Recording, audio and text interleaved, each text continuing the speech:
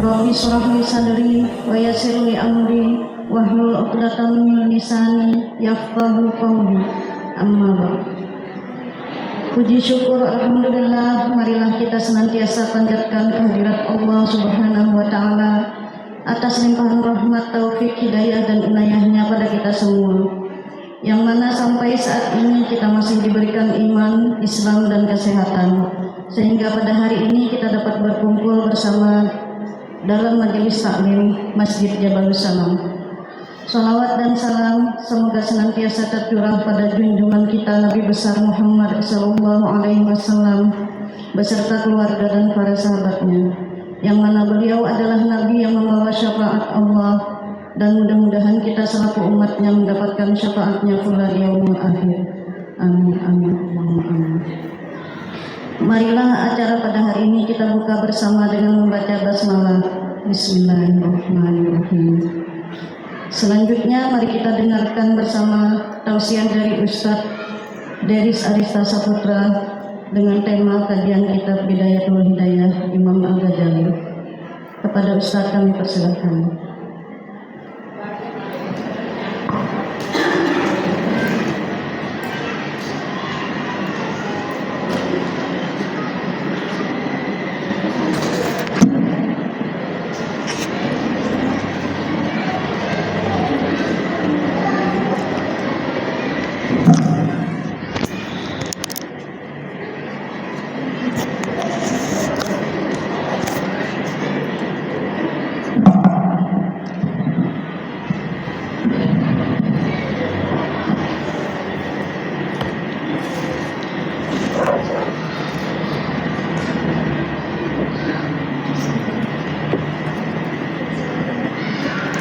Bismillahirrahmanirrahim. Assalamualaikum warahmatullahi wabarakatuh. Alhamdulillahilladzi anzala sakinata fi qulubil mu'minin. Segala puji bagi Allah yang telah menurunkan ketenangan ke dalam hati orang-orang yang beriman. Walhamdulillahilladzi arsala rasulahu bil huda wa dinil haqq. Dan segala puji bagi Allah yang telah mengutus seorang Rasul yang membawa hidayah dan membawa agama yang benar. Walhamdulillahilladzi ahyana ba'dama amatana wa ilaihin nusyur. Dan segala puji bagi Allah yang telah menghidupkan kita dari kematian sementara kita, dan kepadanya lah nanti kita akan dikembalikan. Alhamdulillah wa syukurillah, jamaah sekalian yang dirahmati dan dicintai oleh Allah Subhanahu wa taala. Pada pagi hari ini Allah kumpulkan kita kembali dalam keadaan yang baik, dalam keadaan yang sehat, dan mudah-mudahan sehatnya kita dicatat oleh Allah Subhanahu wa taala sebagai orang-orang yang mampu mempergunakan kesehatannya untuk mengekspresikan rasa syukur. Karena tidak setiap orang itu ketika diberikan oleh Allah kesehatan mampu untuk bisa melakukan hal yang membuat Allah itu sayang, melakukan hal yang membuat Allah itu cinta. Dan berkumpulnya kita di majelis ilmu itu adalah sebuah kesyukuran kita kepada Allah. Kenapa? Bumi menjadi saksi kebaikan kita. Bahkan malaikat saja, para bunda yang sholihan, Nabi menyampaikan tad'u ajnihataha ridham bima yatlubu. Malaikat saja itu sampai meletakkan sayapnya, artinya memberikan naungan kepada orang-orang yang berada di majelis ilmu. Kenapa? Ridham bima yatlubu, karena merasa senang dengan apa yang dilakukan oleh penuntut ilmu. Dan bahkan Nabi SAW juga menyebut kita ini sedang kumpul di salah satu taman surga. Lalu kemudian orang yang berilmu itu, orang yang menuntut ilmu itu dicatat sebagai orang yang berada fisabilillah. Berarti kalau sudah fisabilillah, kalaupun harus meninggalnya dicatat sebagai orang yang mati syahid. Itu keren, Bunda. Dan bahkan hasil daripada itu semuanya, Allah menyampaikan yarfa'illahu alladhina amanu minkum walladzina utul ilma darajat. Dan Allah akan mengangkat derajat orang-orang yang beriman dan yang Allah titipkan ilmu. Itu spesialnya juga di situ. Dan bahkan dengan ilmu, amal yang sedikit itu bisa menjadi besar nilainya kalau dia ngerti ilmunya. Misalnya nih, Berbagi makanan di bulan biasa itu keren, bagus.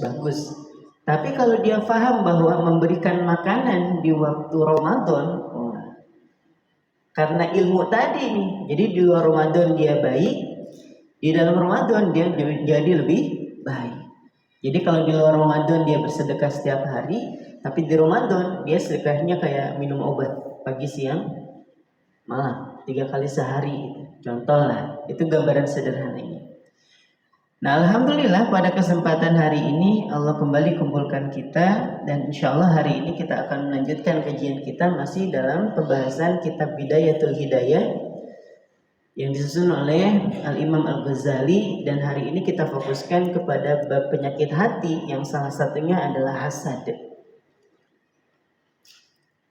Saya berikan mukadimah terlebih dahulu bahwa penyakit hati itu banyak. Ini sudah disampaikan sebelumnya bahwa penyakit hati itu banyak. Tapi yang disebutkan oleh Imam Al-Ghazali dalam kitab ini hanya 3. Kenapa? 3 ini menjadi inang. Masih ingat ya, 3 itu menjadi apa? Inang. Tahu inang? Nah, yang ada lagunya itu namanya inang, anakku sayang. Oh, inang. Udah berubah berarti ya. Dikira masih sama. Inang ya. Inang itu induk. Ya, induk. Jadi kalau 3 ini sudah ada, maka penyakit-penyakit hati yang lain itu bisa nyusul. Kalau pas masa-masa COVID itu ada istilah komorbid. Jadi kalau dia orang itu sudah punya bawaan, misalnya pelemahan jantung, ketika virus ini masuk, maka dari sisi itu dia mudah untuk menyerangnya di situ. Nah, sama halnya dengan 3 penyakit ini, kalau dia sudah ada nih inang yang 3 ini dalam hati, maka semua penyakit itu akan hadir di situ. Karena tadi disampaikan bahwa penyakit hati itu banyak, tapi inangnya itu 3.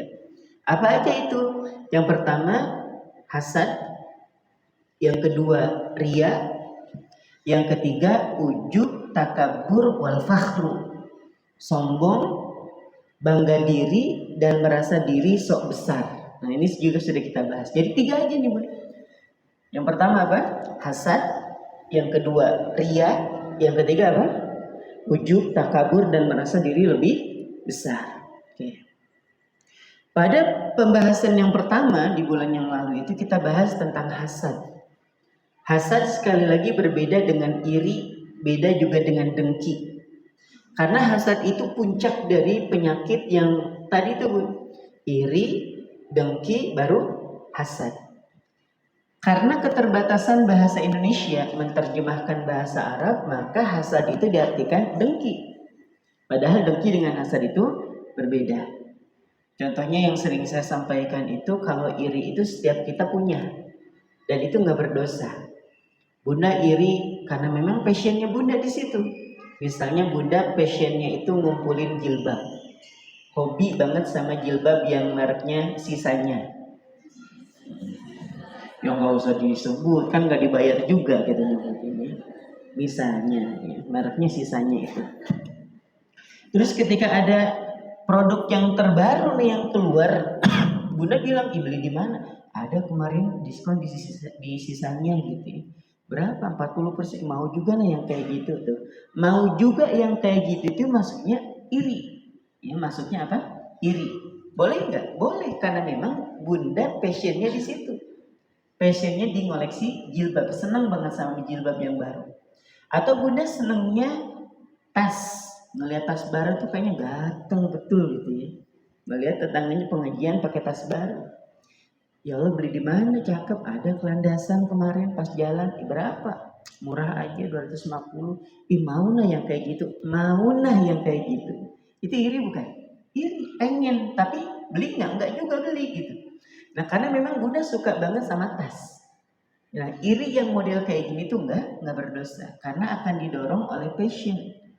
Gak mungkin Bunda misalnya nih, seperti yang sudah saya jelaskan, ada orang yang hobi ngelukis. Dan kalau dia melukis, lukisannya tuh kayak hidup banget gitu. Dan kita ngeliatnya, Masya Allah ya, cakep banget lukisannya. Ada gak di antara Bunda yang gak punya basic nih, gak punya basic art, seni gitu, terus kemudian ujuk-ujuk pengen jadi pelukis gitu. Pengen jadi pelukis, nah ada gak? Gak ada. Bunda mungkin hanya sebatas menguji kan. Ih, Masya Allah Ustadz, kemarin itu saya lihat lukisannya tuh hidup Ustadz, gitu kan. Tapi nggak ada kan langsung ujuk-ujuk pengen jadi pelukis, karena memang nggak punya basic. Bisa dipahami di sini ya. Nah, iri yang model kayak gini itu fitrah. Fitrah itu bawaan lahir, bawaan orok, dan memang nggak bisa dihilangkan. Iri. Naik di atasnya dengki. Nah, dengki ini yang gambarannya gimana kaidahnya? Senang melihat orang lain susah, susah melihat orang lain senang. Nah, ini sudah kaidahnya. Kalau kita melihat yang lain susah kemudian kita senang, dan ketika melihat orang lain senang kemudian menjadikan kita susah, berarti kita dengki, gitu Bu. Itu kaidahnya. Dan orang dengki itu nggak bahaya Bu ya.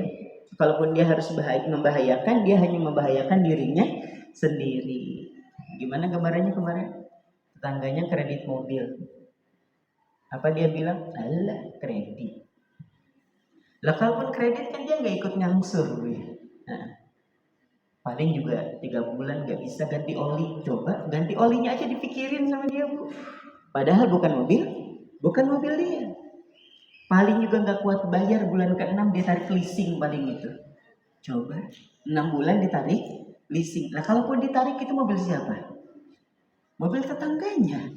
Ya Bu ya. Itu semalaman dia mikirin kreditannya, mikirin olinya, mikirin nanti kalau ditarik sama leasing, nah besoknya asam uratnya kambuh, kolesterolnya naik, nah besoknya opname. Nah itu gambarannya orang apa? Dengki. Jadi nggak ngebahayain tetangganya, ya tetangganya tetap aja pakai mobil dia, ya kan? Sedangkan dia masuk sakit. Itulah gambarannya. Yang ketiga ini yang agak ngeri.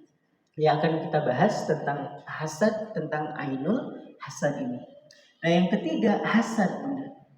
Ini tingkatan yang paling tinggi, dan Allah bahkan Rasulnya itu tidak meminta kita berlindung dari orang yang dengki.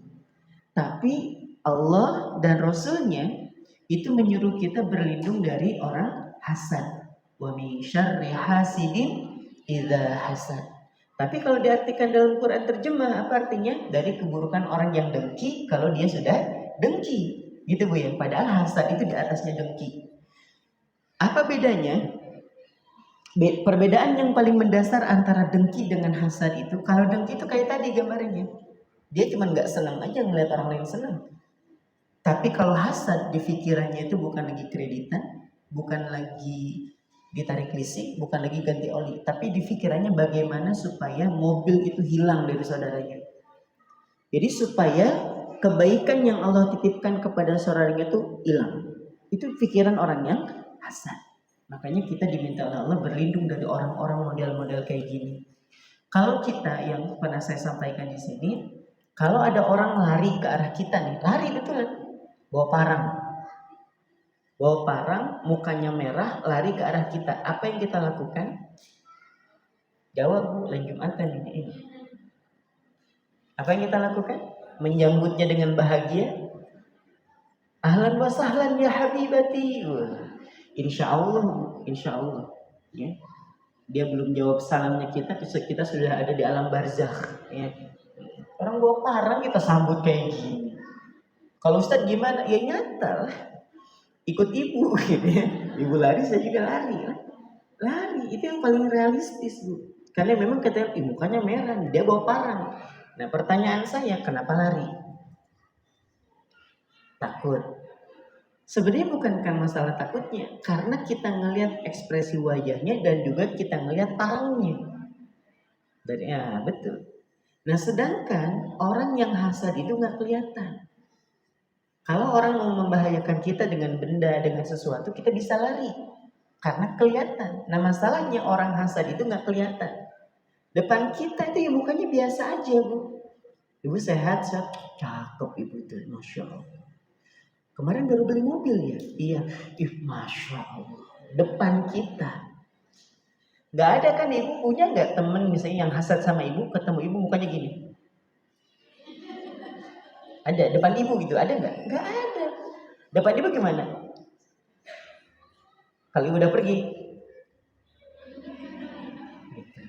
Nah itu namanya orang hasad. Jadi kita ini kenapa diminta berlindung dari orang hasad itu karena nggak kelihatan. Sekiranya orang hasad kelihatan nih dari jauh udah nggak enak dilihat mukanya, kita aman tinggal datang bisikin di telinganya, a'udzubillahi minasyaitonir rajim. Kalau udah berarti kesurupan. Gitu. Tapi masalahnya nggak kelihatan. Apa ya setiap orang yang liatin kita ruqyah satu-satu kan enggak. Nah, kita yang diminta oleh Allah berlindung dari orang-orang model kayak gini. Gitu. Bisa dipahami di sini ya. Nah, lalu kemudian jemaah sekalian, ini masalah hati ini masalah yang penting untuk dibahas. Kenapa? Hati itu berpengaruhnya bukan hanya terhadap diri sendiri. Orang itu, para wanita terutama, kalau dalam keadaan bahagia, kalau ada acara, ya Allah Bu, itu motor bisa hidup aja didorong. Coba. Karena hatinya lagi bahagia.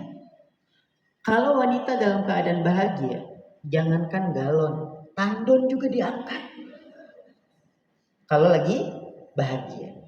Tapi kalau hatinya terluka, luka tak berdarah, ngelihat HP suaminya malam-malam terus dilihat, beb aku kangen, hatinya terluka model kayak gini, jangankan tandon, jangankan galon, tisu tipis aja minta diambilin. Beb, kenapa Bu? Ambilin tisu. Allahu Akbar, ini Bu tipis kayak gini nah. Minta diangkat, minta disekatin. Oh ya Allah. Itu kalau hatinya sedang terluka. Bisa dipahami ya. Tapi kalau hatinya lagi bahagia, Masya Allah, kuat betul wanita itu. Pasang gas sendiri, ganti lampu juga sendiri, manjat toren juga sendiri. Kalau pas lagi sendiri lah, dan hatinya lagi bahagia. Tapi kalau sudah terluka, jangankan orang, iblis aja kan pernah saya ceritakan. Iblis itu pernah opname gitu ya. Jadi kena COVID lah mungkin waktu itu. Jadi dia ini diriwayatkan ini dalam kitab Ihya itu, dia itu sakit gitu. Sakit itu nggak jelas, pokoknya lemes aja kayak orang lumpuh layu gitu ya. Maka para pengikutnya ini dari kalangan bangsa jin yang punya sifat syaitonia, jadi syaitan-syaitan ini kumpul, jenguk gitu kan. Nggak mungkin bawa jeruk Bu ya. Kalau dari api dia makan apa? Mungkin dikasih batu bara mungkin dia ya. Nah datang nih ke iblis. Iblis, engkau itu Tuhan kami, engkau itu panutan kami. Kalau kamu itu lemah seperti ini, lalu bagaimana keadaannya dengan kami? Kata iblis, aku ini gak sakit, fisikku ini kuat. Tapi kenapa aku selemah ini sekarang? Aku tuh sakit hati. Bayangin iblis sakit hati kok, nggak main-main. Sakit hati. Apa yang menyebabkan kau sakit hati? Apa kata iblis? Telah turun satu surah yang siapapun membacanya Allah akan jauhkan dia dari neraka sejauh mata memandang. Sejauh mata memandang. Itu aja yang membuat iblis apa? Sakit hati. Maka dia lemes betul hari itu. Telah turun satu surah yang siapapun membacanya Allah akan jauhkan dia dari neraka sejauh mata memandang. Sedangkan iblis waktu itu udah minta ke Allah, ya Allah, anzirni ila yaumi yub'atsun, tangguhkan aku sampai hari kiamat. Tujuannya apa? La ughwiyannahum ajmain, aku akan sesatkan semua anak keturunan Adam itu semuanya. Supaya nanti di neraka itu enggak alone gitu kan, enggak sendiri. Kalau sendiri mau gibah sama siapa? Enggak ada temannya, ya kan? Jadi enggak mau dia sendiri, makanya minta untuk ditangguhkan sampai hari kiamat. Sudah mah aku semangat buat godain manusia nih supaya jauh dari Allah, malah diturunin surah yang membuat mereka jauh dari neraka. Aku capek-capek godain manusia supaya masuk ke dalam neraka, Allah turunin satu surah yang membuat orang jauh dari neraka sejauh mata memandang. Seperti itu. Itu gambaran sederhana. Jadi dia ngaruh ke fisik. Masalah hati itu ngaruh banget ke fisik. Kita bisa semangat karena hati kita lagi baik. Kita lemes karena hati kita lagi gak baik. Kita lagi sakit, penerimaan kita, ya Allah saya terima. Ya Allah mudah-mudahan jadi penggugur dosa, jadi peninggi derajat. Itu proses recovery-nya lebih cepat. Tapi kalau hati yang ngedumel, gara-gara dia makan mie hack kayak gini, sudah di perut kayak gini gitu. Gak mau lagi aku kawanan sama dia itu. Wah akhirnya selama sakit tuh gitu aja terus ngomel. Maka proses recovery-nya, penyembuhannya lama. Itu ke fisik ngaruh banget, ngaruh.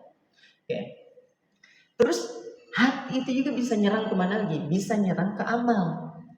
Hati kita bahagia, sholat jadi enak. Hati kita gundah, sholat kita jadi berantakan. Iya ya? Pas ruku ingat muka dia. Sami Allah liman hamdah, sebel banget ya Allah sama itu. Sujud juga sama, nyium tanah nih, mudah-mudahan cepat masuk tanah dia model-model kayak gitu tuh. Jadi sepanjang sholat itu yang dipikirkan tuh orang lain, bukan lagi Allah. Bisa dipahami ya, karena memang hatinya lagi bermasalah. Nah hati juga nyerang amal. Bayangin coba Bu, sudah menyerang fisik, ya Bu ya, nyerang ibadah, nyerang amal. Baik dan buruknya gitu ya seseorang itu bermula dari hatinya. Bahkan besar dan kecilnya pahala itu bergantung dari niatannya. Kalau niatan dia baik nih Bun, amal yang kecil aja bisa jadi besar nilainya. Tapi kalau niatan dia buruk, sebesar apapun amalnya, itu kecil aja nilainya, bahkan tidak memiliki nilai. Itu muaranya di mana? Di hati. Maka hati itu Bun menjadi pusat. Maka Nabi pernah menyampaikan apa? Ala inna fil jasadi mudgoh. Di dalam diri seseorang itu ada segumpal daging. Idza solahat solahal jasadu kulluhu. Kalau segumpal daging tadi baik, maka semuanya akan baik. Itu udah Nabi menyampaikan dari dulu. Jadi kalau hati kita ini baik, gak punya suuzon sama orang, hati tetap husnudon terus sama orang, itu nyaman aja hidup. Tapi kalau penuh dengan suuzon, sudah masuk suuzonnya dosa, kalau nggak terbukti dan kita sudah sebarkan, jatuhnya fitnah, ya kan? Sedangkan husnuzon nih, kayaknya bukan dia deh, dia mau orangnya baik gitu. Ternyata husnuzon kita salah, ya paling tidak jadi doa kebaikan buat dia, dan kita juga tidak terkena apa dosa. Husnuzon apa dosanya? Nggak ada Bu. Orang itu tuh baik, ternyata di balik itu dia melakukan keburukan. Ibu dosa nggak? Husnuzon kayak gitu? Nggak dosa, dapat pahala. Justru jadi doa kebaikan buat dia dan juga doa kebaikan buat diri kita. Sebagaimana Nabi Shallallahu Alaihi Wasallam bersabda dalam hadis dari Imam Bukhari dan juga Imam Muslim, Nabi menyampaikan, "Ma min 'abdin mu'min yad'u li akhihi bi dhahril ghaib illa qala al-malak laka bimithlin." Siapa saja yang mendoakan kebaikan untuk saudaranya tanpa sepengetahuannya, dan ulama menyimpulkan husnuzon kita sama orang itu juga doa Bunda. Husnuzon kita sama orang itu adalah doa. Ya Allah, dia mau orangnya baik. Berarti kita lagi doain, ya Allah, dia orang baik. Illa qalal malak, kecuali malaikat akan berdoa laka bimithlin, untukmu juga doa yang sama. Jadi malaikat doain kita, ya Allah, dia ini orang baik. Gitu Bu. Jadi ketika kita mendoakan kebaikan buat saudara kita tanpa sepengetahuan dia tuh, bidzahril ghaib itu artinya tanpa sepengetahuan orang yang kita doakan. Apa kata malaikat? Doa yang sama untukmu juga sama, seperti itu. Gitu. Jadi nggak ada masalah kalau kita husnudzon dan husnudzon kita salah. Nah hasad ini Bunda akan ngaruh ke tingkatan yang disebut sebagai ain. Nah apa sih ain itu? Ain itu adalah sakit gitu ya, sakit yang diakibatkan, nah, boleh dicatat boleh, sakit yang diakibatkan karena pandangan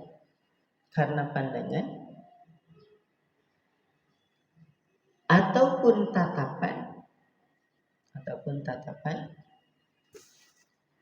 dari seseorang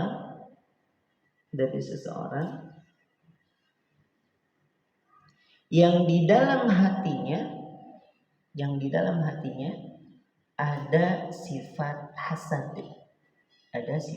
hasad. Jadi ain itu apa? Penyakit yang diakibatkan karena pandangan ataupun tatapan dari seseorang yang di dalam hatinya ada sifat hasad.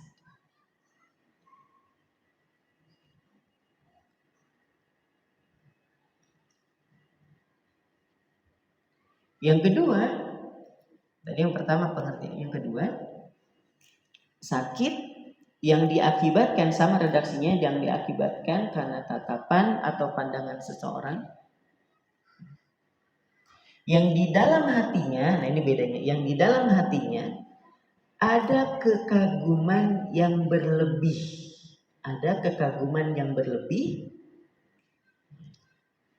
Yang di dalam hatinya ada kekaguman yang berlebih terhadap orang yang dipandangnya,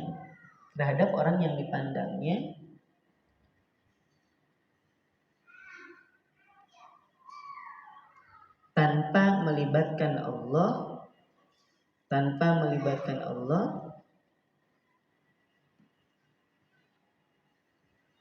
di dalamnya, tanpa melibatkan Allah di dalamnya. Jadi yang pertama itu karena ada hasad di dalam hatinya, yang kedua karena kekaguman berlebih tapi tanpa melibatkan Allah di dalamnya. Nanti kita jelaskan satu-satu. Para bunda yang solihah itu pengertian apa? Pengertian dari ain. Ya, pengertian dari ain. Ustaz, kadang nih ya, kita ini kalau sering dengar kata-kata ain, sering aja Ustaz dengar kata ain, tapi kami itu belum yakin karena kayak belum paham aja gitu. Apa kaitannya pandangan seseorang dengan rasa sakit yang ditimbulkan? Ada nggak sih hadis-hadis yang mendukung? Nanti kita coba bacakan hadisnya itu sampai berapa ini? 10 bunda ya. Ini ada 10 hadis. Ini coba nanti kita ketengahkan hari ini insya Allah. Hadis yang pertama diriwayatkan oleh Imam Muslim. Hadis yang pertama, jadi bunda kalau misalnya ada dalil, bisa dalilnya satu hadis riwayat Imam Muslim. Nabi Shallallahu Alaihi Wasallam bersabda, al-ainu haqqun. Penyakit yang diakibatkan karena ain itu, penyakit yang diakibatkan karena ain itu nyata. Jadi penyakit yang diakibatkan karena pandangan mata itu nyata adanya. Kata Nabi, walau kana syai'un sabaqal qadar. Sekiranya ada yang bisa mendahului takdir, ya, sekiranya ada yang bisa mendahului takdir, sabaqatul ainu, maka ainlah yang bisa mendahului takdir. Boleh perhatiannya ke sini biar lebih fokus. Udah dicatat sudah? Nah, udah. Sekarang kita jelaskan. Nabi Shallallahu Alaihi Wasallam bersabda, al-ainu haqqun, bahwa penyakit yang diakibatkan karena tatapan orang itu beneran ada. Ingat Nabi itu setiap ucapannya apa? Wa ma yantiqu 'anil hawa in huwa illa wahyu yuha. Tidaklah seorang nabi itu bertutur, berucap berdasarkan hawa nafsunya. Tapi ketika Nabi itu berucap itu berdasarkan wahyu. Apa Nabi bilang? Nabi bersabda, ain itu betul adanya, hak.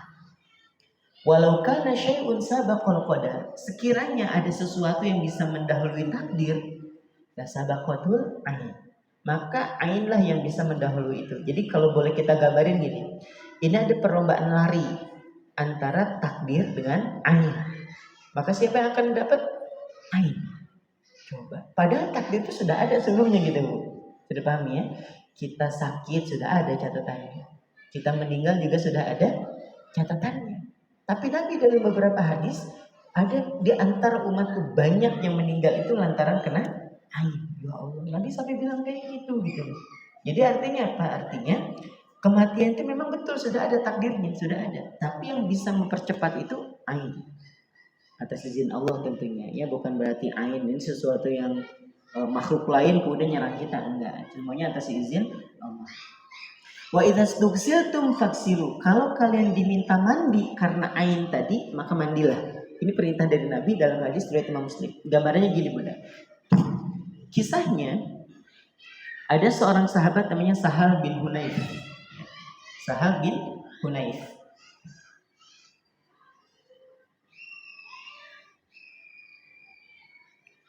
Sahal bin Hunayf ini punya paman namanya Amir bin Rabi'ah. Amir bin Rabi'ah ini punya ponakan namanya Sahal bin Hunayf. Suatu hari di dalam perjalanan, Sahal bin Hunayf itu mandi di sungai. Ya, mandi di sungai. Nah, pamannya ini, pamannya yang bernama Amir bin Rabi'ah tadi, melihat bahwa ponakan itu di antara yang lain dia paling ganteng.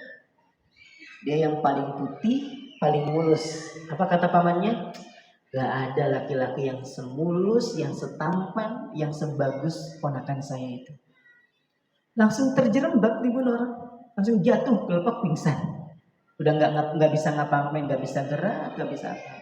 Dilaporkan kepada Nabi Sallallahu Alaihi Wasallam. Ya Rasulullah, Sahal ini seperti ini keadaannya.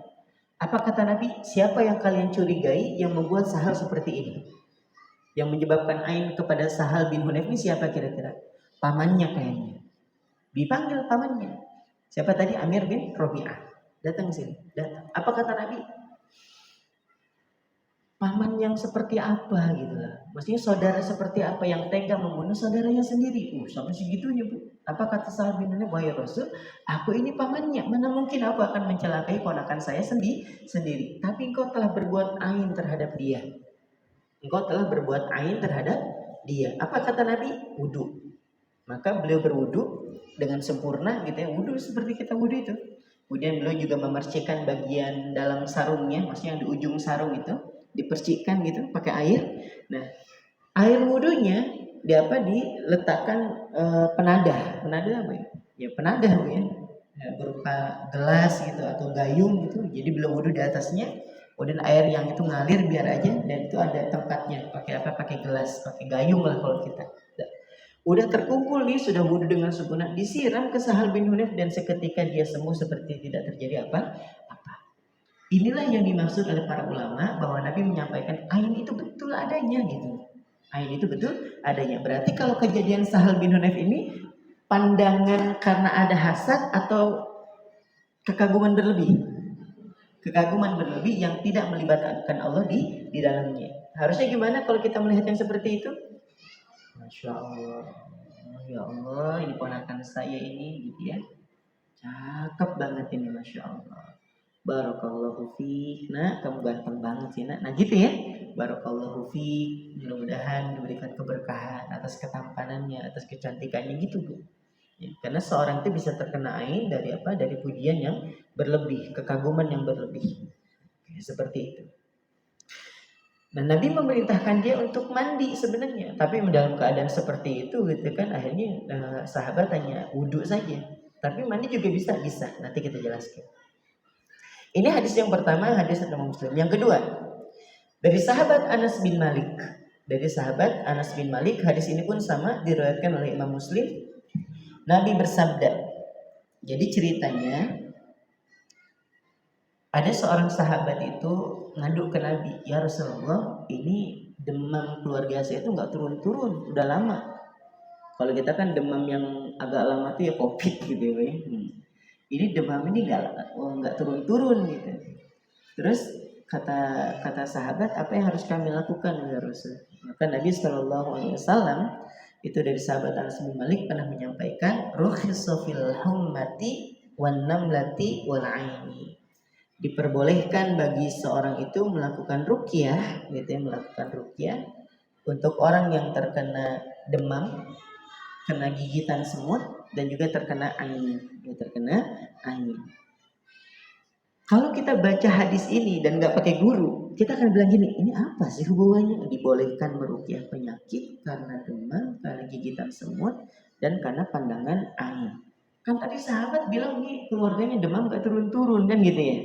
Maka para ulama ini cerdasnya itu menggambarkan hadis ini, boleh jadi keluarga yang sedang sakit itu memang dia kena demam. Dan boleh jadi demamnya karena gigitan semut atau serangga. Kan ada Bu yang serangga yang membuat kalau kena itu langsung apa? Demam. Bahkan ada beberapa orang tuh kalau kena gigitan serangga langsung bengkak gitu ya. Ada nggak? Ada. Dari bengkaknya kemudian timbul demam. Nah boleh jadi orang ini demamnya karena ain. Bisa dipahami Bu ya? Jadi Nabi memberikan jawaban kayak gitu biar nanti semua orang yang entah itu kena gigitan semut, entah itu demam ataupun karena kena ain boleh melakukan ruqyah. Bisa dipahami ya? Walaupun sahabat nanyanya cuma masalah demam, tapi Nabi jawab 3 sekaligus. Supaya apa? Kalau nanti ada orang demam, ada orang tergigit serangga atau bahkan binatang yang berbisa dan terkena ain, maka diperbolehkan untuk meruqyah. Dari sahabat Abu Hurairah, hadis yang ketiga. Dari sahabat Abu Hurairah. Nanti kalau setelah ini nanti kita akan coba kenali tanda-tandanya dan cara mengantisipasinya dan mengobatinya insyaallah. Yang ketiga dari sahabat Abu Hurairah, beliau berkata bahwa Nabi SAW bersabda, al-ainu haqqun, bahwa ain itu benar adanya. Ain itu benar adanya. Dan hadis ini muttafaqun alaih. Artinya kalau muttafaqun alaih itu bedanya dengan Bukhari dan Muslim gitu. Bukhari dan Muslim gitu ya. Boleh jadi hadis ini kata-katanya adanya di mana? Adanya di hadis Bukhari. Tapi dalam hadis riwayat Muslim redaksinya lain tapi isinya sama aja. Tapi kalau ibu menemukan dalam baca buku, baca kitab, ternyata hadis itu hadis muttafaqun alaih. Artinya dua imam ini, Imam Bukhari dan juga Imam Muslim, meriwayatkan dengan isi yang sama persis. Di dalam Bukhari al-ainu hakun, di dalam Muslim al-ainu hakun gitu. Oke. Yang keempat, dari sahabat Abu Daud, dari riwayat Abu Daud ya, dari Ibunda Aisyah radhiyallahu anha.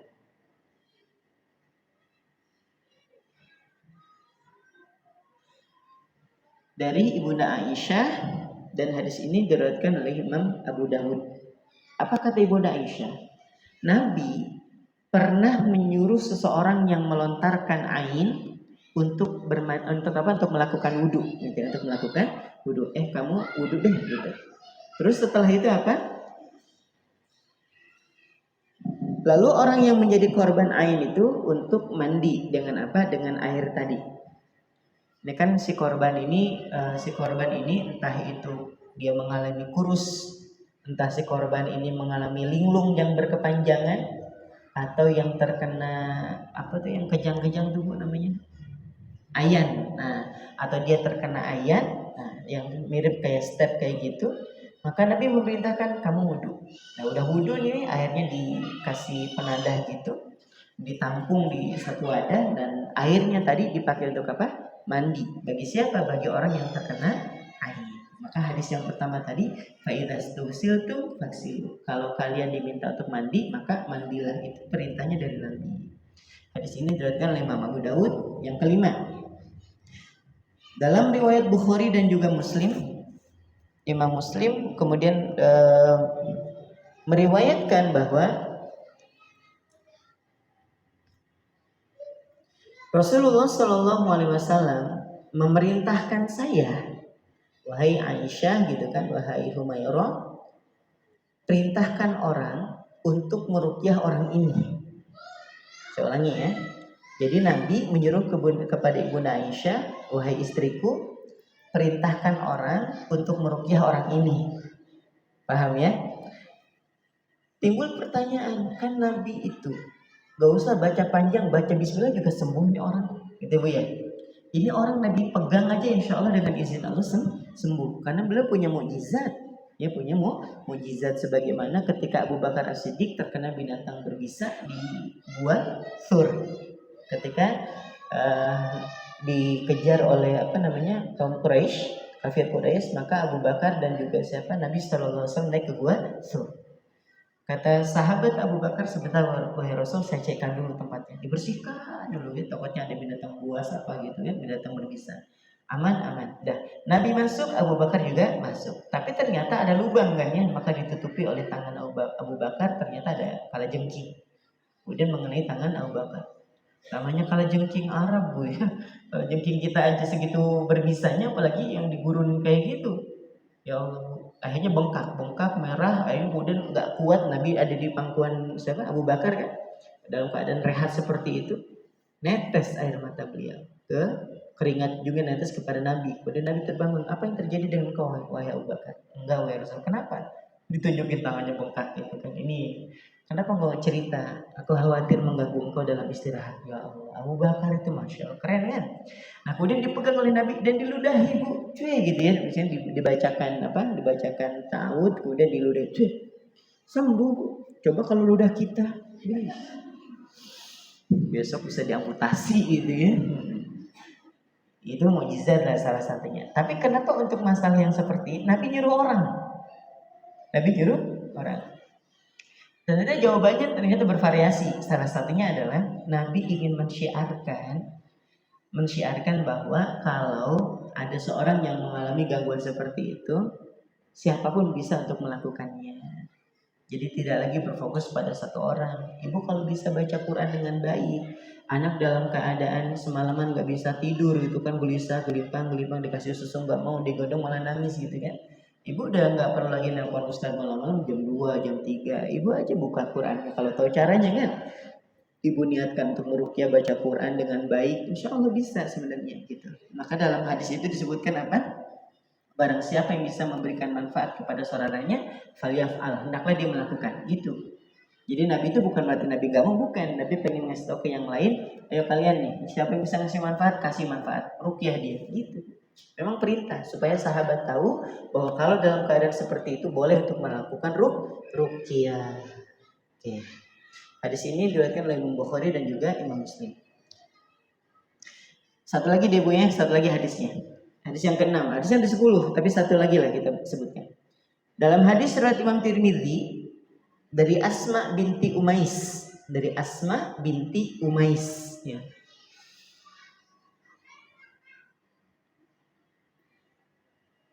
Bertanya kepada Nabi Shallallahu Alaihi Wasallam, ya Rasulullah, itu Bani Ja'far itu terkena ain.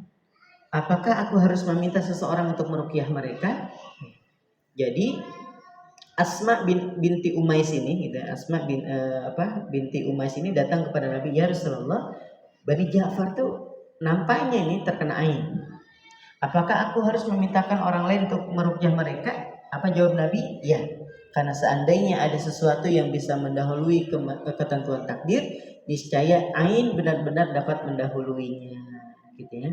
Ini orang lagi kena ain nih. Kalau nggak segera dilakukan ruqyah, bisa saja nih takdirnya itu masih 2 hari lagi. Tapi karena ain bisa juga meninggal hari itu. Jadi pahami ya?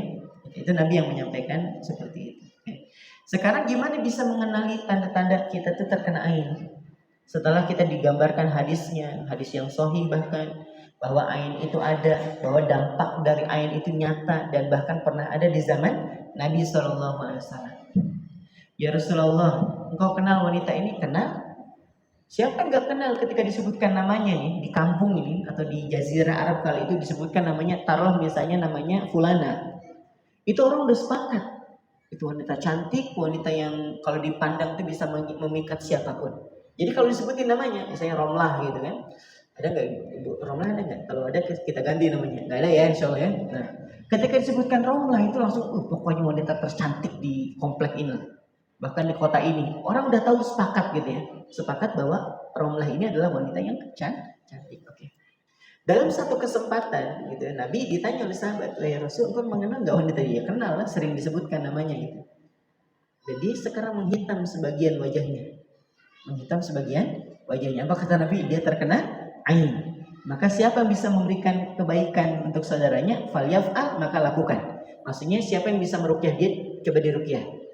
Itu di zaman Nabi, itu sudah ada Bunda. Sudah ada. Jadi orang yang terkena ain itu sudah ada jauh-jauh hari, jauh sebelum terkenal media sosial. Kalau kita ya Allah, dandan sedikit ini posting, alhamdulillah bidadari surga baru mandi. Bidadari mandi, harusnya nggak mandi Bu ya, namanya bidadari masih mandi ya. Itu gambaran sederhana lah. Itu belum ada zaman kayak itu, belum, tapi ternyata ainnya sudah ada. Nah, kita pengen kenal apa sih tanda-tandanya orang itu terkena ain. Satu, boleh dicatat dulu ya. Satu, gelisah sepanjang malam. Ini ciri Bu ya, bukan kepastian, bukan, tapi ciri. Apa yang pertama? Gelisah sepanjang malam. Ini yang saya ingin ajarkan buat para bunda. Kalau nanti Bunda mendapati anaknya, baik di usia masih bayi, atau kanak-kanak, atau remaja, bahkan sudah dewasa, Bunda tahu nih kok gerubak-gerubuk, dilihat, ya Allah nak, kenapa nak jam 2 masih belum bisa tidur. Kan ada gue masanya gitu. Ibu deketin lah. Kalau memang dia udah masuk usia akil balik, terutama masuk usia sudah 12 tahun, 14 tahun, masa-masa SMA misalnya, dia udah gelisah betul, gelimpang kanan, gelimpang kiri gitu. Apalagi juga memang ibu sudah ada larangan main HP gitu kan, di jam segitu. Ibu sampaikan, kenapa nak gitu. Gelisah Bu, dari kapan? Dari habis maghrib gak bisa tidur, gak bisa merem lah gitu.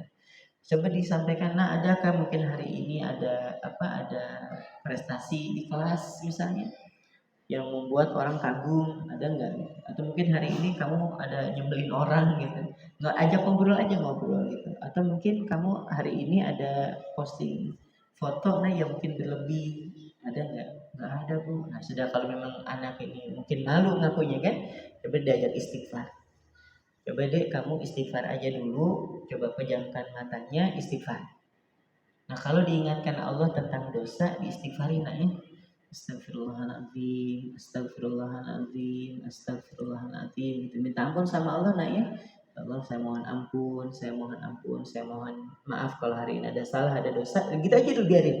Nah kalau sudah gitu ada karena diingetin kesalahan. Kalau kamu malu gak usah disebutin, gak apa-apa. Minta ampun aja sama Allah. Sama Allah. Boleh jadi kan anaknya nggak sholat duhur, ibu ya, ya kan? Boleh jadi anaknya nggak sholat duhur. Jadi bukan karena terkena ain, karena dia melakukan dosa, tapi Allah sayang sama dia. Boleh jadi hari itu dia naudzubillah ya ada anak yang sudah akil balik, terus kemudian dia melakukan hal yang nggak boleh dalam syariat, misalnya baru ditembak, habis itu dipeluk sama orang, dicium misalnya bagian keningnya, itu kan dosa tuh. Dia tuh mau nolak tapi mau gitu kan, nggak, nanti kalau ditolak jadi nggak jadi jomblo lagi misalnya, akhirnya ya udah dicium keningnya, contoh juga cuman kening. Allah itu sayang sama orang yang habis melakukan keburukan dengan cara apa? Dikasih kegelisahan. Idza sarratka hasanatuka, kalau kebaikanmu membuat hatimu bahagia, wasa'atka sayyi'atuka, dan hatimu merasa gelisah setelah melakukan keburukan, fa anta mu'min, ketahuilah engkau adalah seorang beriman yang sesungguhnya. Kamu beriman ya Allah, aku kasih kegelisahan deh. Biar mau balik kan gitu ya, biar mau kembali, biar mau mohon ampun. Udah biarin aja di situ baca istighfar. Selanjutnya ternyata memang karena ain nih sepanjang malam tuh, karena mungkin dia habis posting foto, habis ada orang yang muji dia dengan pujian yang berlebih, atau mungkin dia datang ke sekolah dengan bawa motor baru dan orang nggak senang ngelihat itu. Alah, paling juga punya mamanya. Ya iyalah, memang kapan dia bisa beli, ya kan? Orang belum kerja, tapi orang hasad kan gitu. Akhirnya dia terkena ain. Apa harus kita lakukan? Nah, ambil wudhu.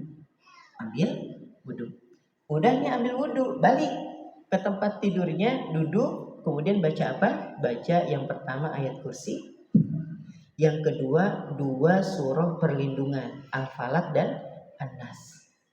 Udah ini aja. Ya, udah ini aja benar. Nggak ada lagi. Dah. Tadi kan sudah diajak istighfar, diingetin dosa, diingetin kesalahan. Kalau dia malu ngungkapinnya, mohon ampun dulu sama Allah. Terus suruh dia wudhu. Habis wudhu dia suruh baca apa? Ayat kursi sama 2 surah perlindungan. Udah. Gimana cara ngebacanya? Disiapkan tangan seperti ini. Ya. Disiapkan tangan seperti ini, kemudian baca ayat kursi.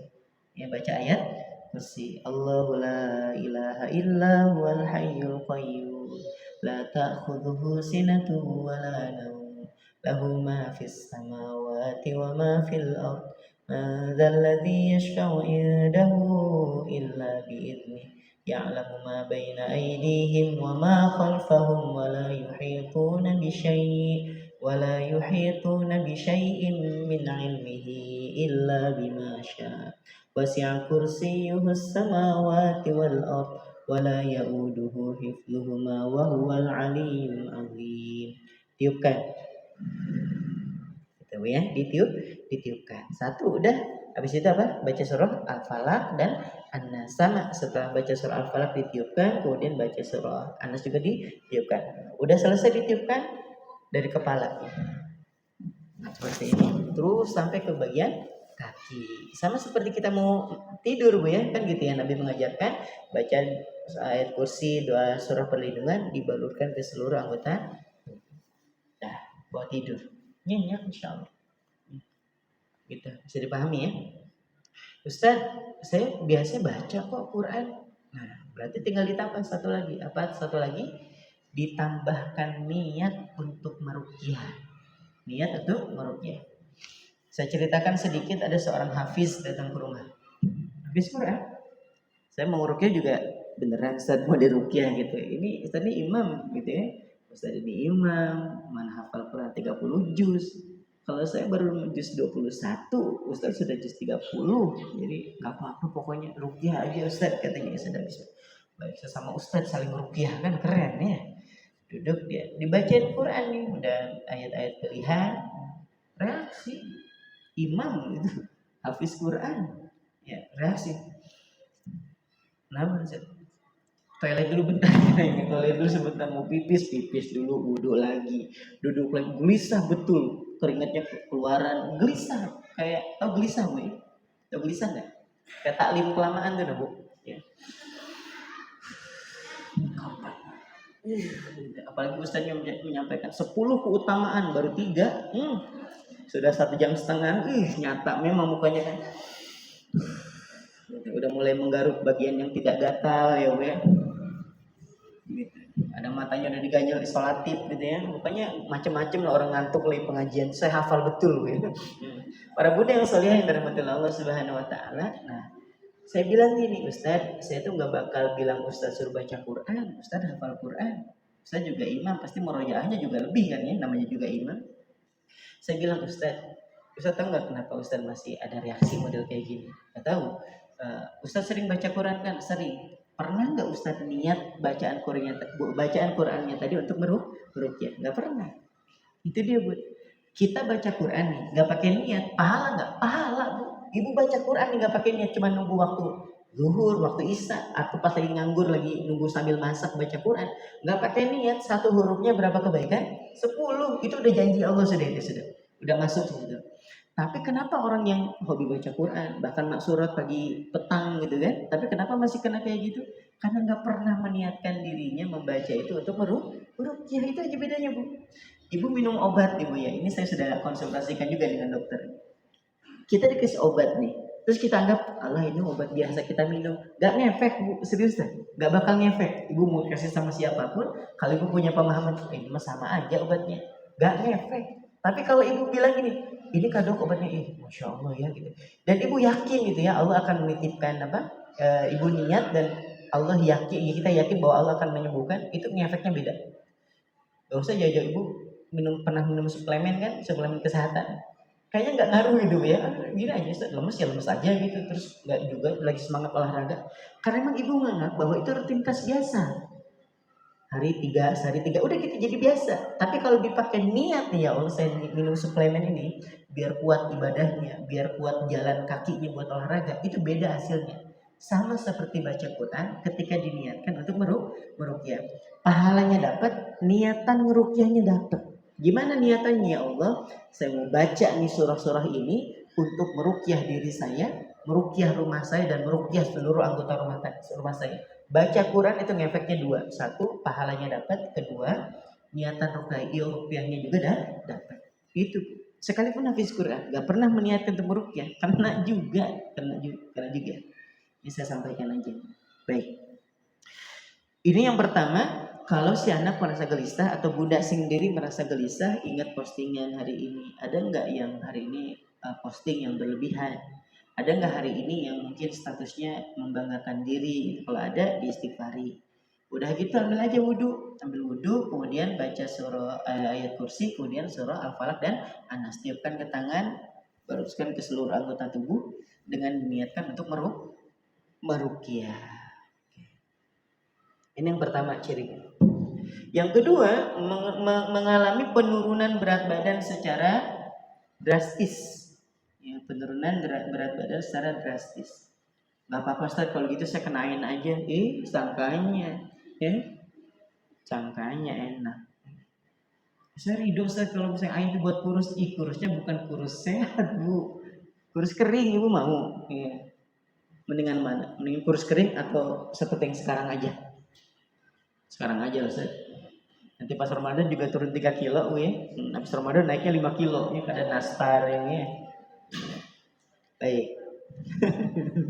Hitungannya minus jadinya. Turunnya 3, naiknya 5. Ya. Ada plusnya. Baik, para bunda yang salihah. Dan yang kedua ini banyak kita jumpai di anak-anak. Ya, di anak-anak. Untuk dewasa ada nggak? Ada juga. Ada. Kalau bunda pernah lihat ruqyahnya Ustaz Faizar itu sampai kurus kering, Bu ya. Ya Allah, ini jahat betul. Ain itu hasad itu jahat, Bu. Asli jahat. Hasad itu jahat banget. Apalagi kalau orang hasad menimbulkan ain, cocok sudah itu. Kalau kekaguman aja sampai segitu, apalagi kalau sampai ainul hasad. Nanti ainul hasad kita ceritain setelah ini. Nah, kalau misalnya bunda ada anaknya atau bunda ngerasain Ustaz badan saya kok susutnya agak parah ya gitu ya. Bukan, saya nggak diet, saya nggak minum obat, tapi kok nyusutnya agak parah gitu ya. Nah, ini kemungkinannya terkena ain. Bisa jadi ainul hasad, ainul hasad. Nah, kalau sudah seperti ini, kita bisa mengambil apa yang disampaikan oleh Nabi Shallallahu Alaihi Wasallam ketika datang ke rumah Ja'far bin Abi Thalib. Ja'far bin Abi Thalib.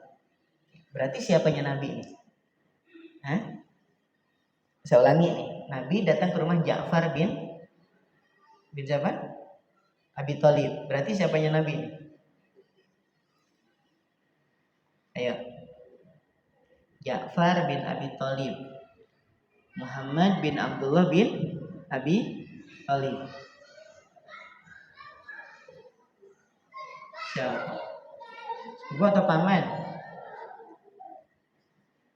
Berarti kan ada kakaan sama bapaknya Nabi. Berarti apa?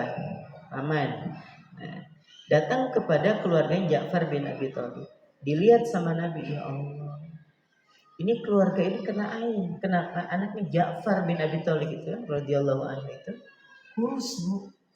Dan kurusnya Nabi udah paham lah, mana kurus kurang gizi, mana kurus memang ya kurus segitu aja. Bukan ada, Bu, kita punya teman tuh sampai buat kita iri banget gitu ya. Makan banyak, tapi gitu-gitu aja, Bu. Sampai kita saking dengkinya bilang paling buatin setan waktu makan. Bayangin coba ya, saking dengkinya nih. Ini hati-hati nih, tolong-tolong yang makannya banyak tapi tetap singsat. Jangan terlalu banyak posting ya, kena ainul hasad baru tahu rasa gitu ya. Mending kalau jadi kurus jadi ngembang gitu langsung. Nah, ya, kadang orang tuh sampai pengen banget, saya pengen berisi badan udah makan banyak tapi nggak penuh-penuh. Nah, ini juga sama. Jadi kalau Bunda menemukan tuh, kembali lagi ke hadis Nabi, Nabi bilang kena ain semuanya ini. Maka Nabi Shallallahu Alaihi Wasallam memerintahkan untuk apa? Meruqyah keluarga Ja'far. Jadi sekali berpaman Nabi kena juga gitu Bun keluarganya. Itu kurus-kurus. Nah, berarti kalau Bunda punya anak yang mohon maaf misalnya kurusnya nggak normal, Bu ya. Lain kalau misalnya wajar lah, namanya juga anak segini, belum juga doyan makan. Lain, ini beneran kurusnya itu drastis, Bu. Dari ukuran anak normal terus kemudian makin kurus, makin kurus, makin kurus. Nah, terakhir kemarin kejadian di Rapak. Ini balik papan aja di Rapak. Anak saya itu pertama jatuh, ya kan? Pertama jatuh, terus habis itu kayak makan tuh kayak susah. Terus Bu, habis itu lama nggak makan. Pokoknya sampai disuapin apapun dia nggak mau gitu. Sampai udah lemes banget nih, hari kedua, hari ketiga. Kita kan mau nggak mau akhirnya infus dong. Ini anak kan kasihan nih. Sampai nggak masuk apa-apa gimana? Makin kurus, makin kurus, makin kurus. Nah, yang kayak gini Bu. Kita runut lagi ceritanya, tanya ke adanya gimana ceritanya. Ain. Saya bilang ada nggak pamannya ada nggak? Ada, Ustaz. Panggilkan dia gitu. Man, saya nggak sama ponakan. Sayang Ustaz, ponakan saya. Paman wudhu deh. Kita wudhu. Udah nih, siram ke si anak gitu. Udah, dengan izin Allah udah bisa makan, udah bisa main. Sekarang juga udah mulai sekolah nih TK kan. Udah mulai sekolah lagi. Jadi Ain itu ada gitu, Ain itu ada. Jadi pamannya yang menjadi perantara Ain itu sampai ke si ponakan tadi. Ya biar anaknya kurus, gak mau makan gitu. Awalnya cuma jatuh aja biasa, jatuh biasa, ya Allah jatuh nggak bisa makan tuh kayak nggak nyambung ya. Tapi itulah Ain itu yang seperti itu. Ya baik. Jadi kalau didapati anak itu gimana, Ustaz? Sama ibu. Kalau memang ibu bisa nangani sendiri, tanganin aja sendiri. Ibu kira-kira nih anak ibu yang paling memberikan pujian yang berlebihan kira-kira siapa? Diingat-ingat, tapi jangan sembarang nuduh gitu. Makanya pentingnya pendamping itu supaya tidak menuduh gitu. Khawatirnya nanti ini pamannya nggak pernah datang, tuh pamannya tersinggung lah orang gitu ya. Gimana caranya, Ustaz? Kalau dia masih bayi atau usia di bawah 2 tahun gitu ya, dan dia ngalamin yang model kayak tadi, dibuka aja bajunya semuanya. Ini dibuka baju semuanya, ibu siapkan dulu terlebih dahulu air, kemudian air hangat gitu. Terus kemudian masukkan daun bidara, kemudian kasih garam karena sebagai pengikat, sebagaimana Nabi ketika digigit oleh kalajengking, Nabi menyiapkan air kemudian dimasukkan garam. Itu Nabi sendiri, jadi bukan dibuat-buat ya. Nabi sendiri membuat air kemudian dimasukkan garam, jadi pengikat dengan daun bidara. Udah, ini daun bidaranya yang tahu daun bidara, Bu ya. Kalau sekarang tuh ada yang nanam bukan bidara tapi apel India ya namanya. Tahu apel India? Nggak tahu juga. Apel India tuh dia sama kayak pohon bidara, cuman dia berbuah. Nah, buahnya ini sebutnya apa? Apel India. Nanti kalau Bunda cari di Google ada tuh apel India. Jadi tanam, Bu, di pelataran. Kalau memang Bunda tetangganya ada daun bidara, ambil daun bidara kemudian diremas seperti itu. Bacakan surah apa tadi? Ayat kursi. Terus kemudian apa? Al-Falaq dan An-Nas. Ditiupkan ke airnya, dibalurkan ke seluruh anggota tubuhnya. Dibalurkan ke seluruh anggota tubuhnya. Dan untuk doanya, boleh tinggal searching gitu ya. Doa terkena ain. Na'udzu bikalimatillahi tammah min kulli ainin lamah wa min kulli syaitanir wahamah. Udah, nggak usah hafalin, nggak apa-apa. Buka aja nanti di mesin pencariannya doa terkena ain. Nah, nanti Bunda ikutin aja. A'udzu bikalimatillahi tammah min kulli ainil lamah wa min kulli syaitanir wahamah. Tiupkan. Habis itu baru kemudian dibalut dibasuhkan airnya, entah itu pakai apa namanya, waslah boleh, atau mau dikasih disemprot gini juga boleh. Yang penting si anak tadi kenapa? Karena air yang sudah kita bacakan ruqyah. Gimana sih kalau saya sendiri yang ngalamin? Sama juga Bu, siapkan air, siapkan, kalau gunakan berarti bukan pakai gayung Bu ya, udah pakai ember ya, udah harus pakai ember. Jangan juga ruqyah di kamar mandi ya. Sengaja air yang sebak itu saya masukin daun bidari, yang enggak gitu. Emang pikir mau mandi kembang nih. Pakai aja ember, kemudian masukin bidara yang sudah dikacak seperti itu, diremas seperti itu, masukkan garam, diaduk, kemudian bacain surah ayat kursi, kemudian surat Al-Falaq dan An-Nas. Bacanya di mana? Di dalam kamar mandi atau di luar? Di luar. Mandinya di mana? Di dalam. Jangan salah Bu ya. Mentang-mentang nggak mau ini kan bacaan Quran, saya mau mandi di luar Ibu ya. Enggak, mandi di dalam kamar mandi. Boleh. Yang nggak boleh itu membaca Al-Quran di dalam, nggak boleh. Baca di luar kamar mandi, di luar. Bacain dulu, baru kemudian mandi di kamar mandi. Seperti itu Bu ya. Itu ciri ain yang kedua. Penurunan berat badan yang drastis. Yang ketiga, mimpi buruk yang bersambung. Mimpi buruk yang bersambung. Kayak sinetron Bu. Ya. Hari ini dikejar pocong kredit misalnya, kejar pocong kredit, biar agak dramatis ya. Jadi kemana-mana kita ada lagi liburan Ustaz, saya mimpi lagi liburan di pantai Ustaz, tahu-tahu dia bangkit itu dari pasir itu kan, lagi hutang gitu kan, ngeri itu. Nah, padahal saya nggak punya hutang Ustaz gitu ya, kayak dianggap kayak itu kayak kreditan gitu. Nah, besoknya mimpi lagi Ustaz, saya jalan ke gunung, dia lagi muncul gitu kan, pocong ini lagi yang muncul, pocong kredit tadi yang muncul. Nah, itu bersambung gitu terus beberapa hari itu. Nanti dari mimpi tadi bisa didiagnosa Bu. Kalau mimpi itu bisa didiagnosa. Tapi ingat, mentakwil mimpi itu ada ilmunya dan ada bukunya, yang ada kitabnya, nggak sembarangan. Ini dikejar pocong, kayaknya nggak lama, waduh ngeri sekali ini. Enggak. Nah, kalau udah seperti ini gimana Bunda? Kalau Bunda pas bangun nih pas mimpi, ini kok mimpi buruknya bersambung ya. Bangun malam-malam, udah jangan tidur dulu. Baca istighfar banyak-banyak. Astagfirullahaladzim, ya Allah saya banyak salah, banyak dosa. Astagfirullahaladzim, ini pasti karena kelalaian saya, karena keburukan saya, ada dosa saya yang mungkin belum kau maafkan. Gitu aja dulu Bu, pas bangun tuh jangan dibawa tidur lagi, jangan. Udah gitu aja terus gitu ya, udah mulai agak tenang, baru ambil air. Ustaz nggak ada daun bidaranya gimana? Nggak apa-apa, nggak usah pakai daun bidara. Ambil aja air, siapkan garam, diaduk, kemudian dibacakan ayat kursi, 2 surah perlindungan, Al-Falaq dan An-Nas, ditiupkan, baru kemudian 2 kamar mandi di situ. Mandi. Ustaz kan nggak boleh mandi malam. Ini situasional, kondisional, bukan berarti tiap malam ibu mandi jam 10, enggak. Pas bangun malamnya ibu lakukan itu. Syukur-syukur kalau memang ibu udah ngerasa nih sering mimpi buruk, belilah daun bidara. Banyak di toko herbal gitu ya. Pak saya mau beli daun bidara, atau cari tetangga di grup kan gampang ya, tinggal nge-share di grup. Ada kayak rumahnya punya pohon bidara, ada, ambil aja, kita ambil sempotnya. Kelewat ini bukan minta, ngerampok namanya. Mintalah beberapa helai buat bawa ke rumah. Seperti itu. Ya, kalau mimpi yang berkelanjutan. Oke. Yang keempat, rasa sakit yang menimpa pada satu keluarga secara bergiliran. Ya, rasa sakit yang menimpa satu keluarga secara bergiliran. Ini mudah-mudahan yang saya masukin ini nonton orangnya gitu. Saya sudah share juga ya, kalau hari ini ada Ainul Hasad. Mudah-mudahan beliau nonton. Dan sampai sekarang nggak mau ruqyah masalahnya. Kita juga maksa juga, kamu ruqyah ya, sangkanya nanti ruqyah itu sebagai satu-satunya solusi, kan nggak enak juga. Ini mudah-mudahan beliaunya nonton.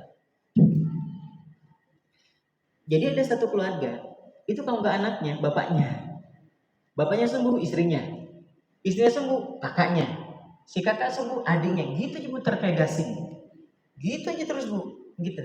Saya udah sampaikan dari awal, coba lah ruqyah. Gak mesti dengan saya, mungkin bukan seuzon ya, bukan seuzonnya. Nanti kalau saya bilang gitu terus, nanti takutnya saya yang nawarkan gitu, terus saya mau sesuatu lah. Saya khawatir itu aja. Sekalipun itu dalam hati saya istighfari, mudah-mudahan dia nggak kayak gitu gitu. Coba lah ruqyah. Sekalipun nggak dengan saya, dengan ustadz yang kau percaya gitu, yang kamu percaya, yang ngerasa memang mungkin dia lebih soleh dalam pandangan antum gitu, silahkan aja cari ustadz yang memang dia biasa meruqyah. Nggak mesti dengan saya, nggak apa-apa. Oh, nggak apa-apa, ini biasa aja, sakitnya biasa aja. Sampai sekarang saya kenal dia udah dari mungkin 10 tahun yang lalu ya, dari 10 tahun yang lalu sudah menikah. Nanti nih statusnya nih ya, istrinya yang berstatus Syafaqillah ya Abi gitu ya. Nanti besoknya Syafaqillah adik, Syafaqallah abang, Syafaqallah istriku. Oh gitu Bu. Jadi bikin statusnya gitu aja. Dan sampai sekarang masih juga belum mau. Saya sampaikan, saya khawatir dia punya pemahaman bahwa orang yang minta diruqyah itu hilang kesempatan masuk surga tanpa hisab. Padahal bukan gitu konteksnya Bu ya. Jadi kalau Ibu menemukan hadis, Ibu jangan minta diruqyah. Kenapa? Hilang kesempatan Ibu masuk surga tanpa hisab. Ya Allah, sadar-sadar dirilah kita nih ya. Kira-kira kita ini bakal masuk surga tanpa hisab gak? Kira-kira aja dulu nih, dengan kualitas keimanan kita yang model kayak gini nih. Kayaknya enggak. Jadi enggak gitu. Kalau misalnya 70.000 gitu, itu sahabat sampai udah habis jatahnya Bu. Sama sahabat aja udah habis kita sudah. Ya nggak kebagian kuotanya, nggak gitu konsepnya. Maksudnya kalau dia datang untuk ruqyah, ke ruqyah yang tidak syar'i, ruqyah ke dukun, ruqyah ke, walaupun tampilannya sama seperti saya, bacanya aneh-aneh, ritualnya aneh-aneh. Nah yang kayak gini Bu, hilang kesempatan dia masuk surga tanpa hisab. Kalau dia datang untuk meruqyah dengan ruqyah syariah, yang nyuruh siapa Bu tadi? Yang nyuruh siapa? Nabi. Ya bukan ustadz, Nabi yang nyuruh ustadz. Bukan ustaz, Nabi. Ini keluarga Ja'far kena ain nih, ruqyahin. Ada datang, Bunda Aisyah istriku sayang gitu ya, tolong ya cari orang buat ruqyahin dia. Nabi yang nyuruh, bukan saya. Tapi nggak mau. Dengan apa? Saya khawatir dia punya pemahaman kalau nanti minta diruqyah, nanti hilang kesempatan masuk surga tanpa hisab. Ya mudah-mudahan dia nonton ya, mudah-mudahan. Baik, kita lanjutkan. Itu yang keberapa Bu? Yang keempat. Apa yang keempat? Sakit ya. Yang muter aja kayak gasing gitu ya. Diruqyah bareng-bareng sekeluargaan, bukan istrinya aja, ayah semua duduk baca Quran, dengerin aja. Apapun nanti reaksinya belakangan lah, yang penting lakukan ruqyah. Terus kemudian yang kelima, ciri orang yang terkena ain. Separuh dari kesadarannya terkadang hilang. Ya, separuh dari kesadarannya terkadang hilang. Gambarannya seperti apa gambarannya? Gambarannya suka linglung. Ya Bu ya. Nah, terutama menjelang maghrib. Yang menjelang maghrib. Maka Nabi SAW melarang kita untuk tidur selepas asar. Selepas asar. Karena dia mewarisi kegilaan. Memang betul itu gambarannya. Ibu tidur habis asar, itu bangun tuh kayak gimana gitu Bu ya. Ibu ya kayak gimana gitu. Pernah ngeliat gak Bu? Ya mirip kayak orang gila gitu nih. Ngelamunin masa depan bukan Bu ya. Ngelamunin masa lalu juga enggak. Kayak orang gitu, kayak kurang gitu. Diupayain kalau memang ibu gak punya uzur, jangan tidur habis asar Bu ya. Mirip betul kayak orang itu Bu. Kayak orang linglung, mirip betul kayak orang linglung. Nah, jadi menjelang maghrib juga sama. Anak-anak itu Bu, Nabi SAW menyampaikan kalau sudah masuk pergantian siang dan malam, maghrib itu, maka apa yang Nabi menyuruh? Nabi menyuruh masukkan anak-anak kalian, gitu Bu ya. masukkan anak kalian, kemudian tutup pintu kalian, tutup bejana-bejana kalian kayak tempat makan, tempat minum, itu ditutup semuanya dengan membaca basmalah, membaca ta'awudz. Kenapa? Karena di waktu itu syaitan sedang bergerilya. Makanya kita kenal ada Sibyan.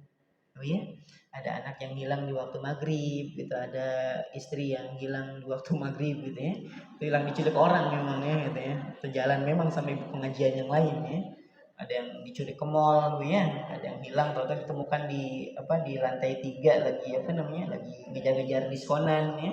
Pas maghrib itu, ya. Makin malam kan makin hot biasanya. Nah, saya ingin sampaikan kalau ada orang yang separuh linglung kayak gitu, sering ngelamun. Nah itu coba dilakukan ruqyah karena ciri-ciri ainnya memang ada. Baik, selanjutnya yang ke-6.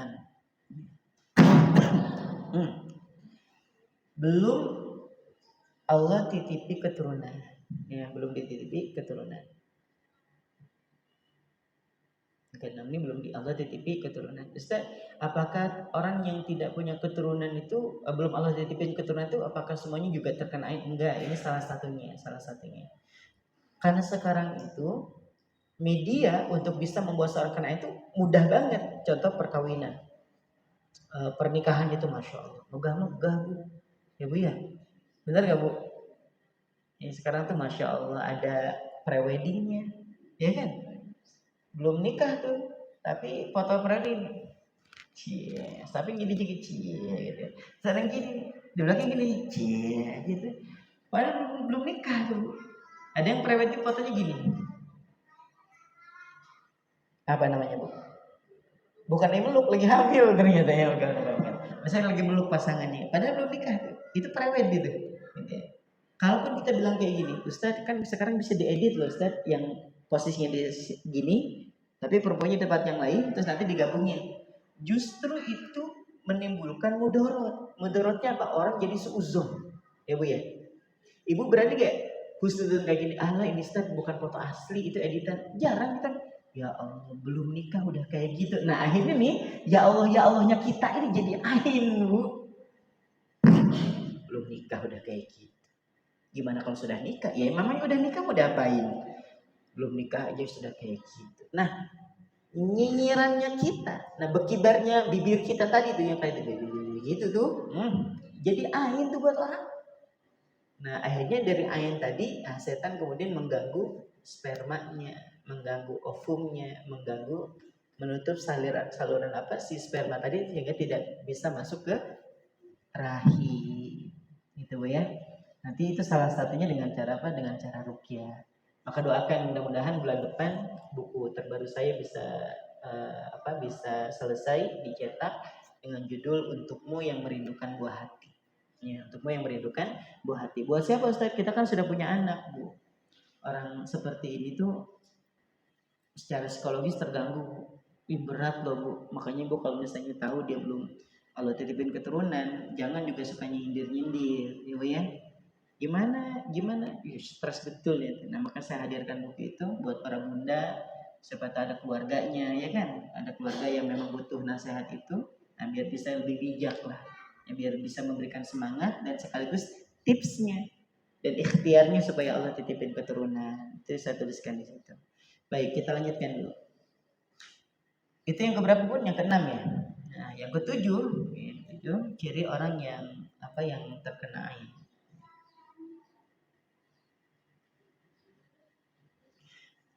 Tidak merasakan lama gitu ya. Tidak merasakan lama untuk satu kebaikan. Tidak merasakan lama untuk satu kebaikan.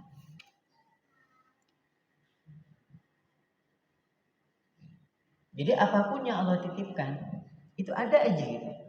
Misalnya nih, ngerenov rumah bagian depan, bagian belakangnya longsor, ya Bu ya. Udah baikin garasi, mobilnya yang hilang, cocok sudah nih.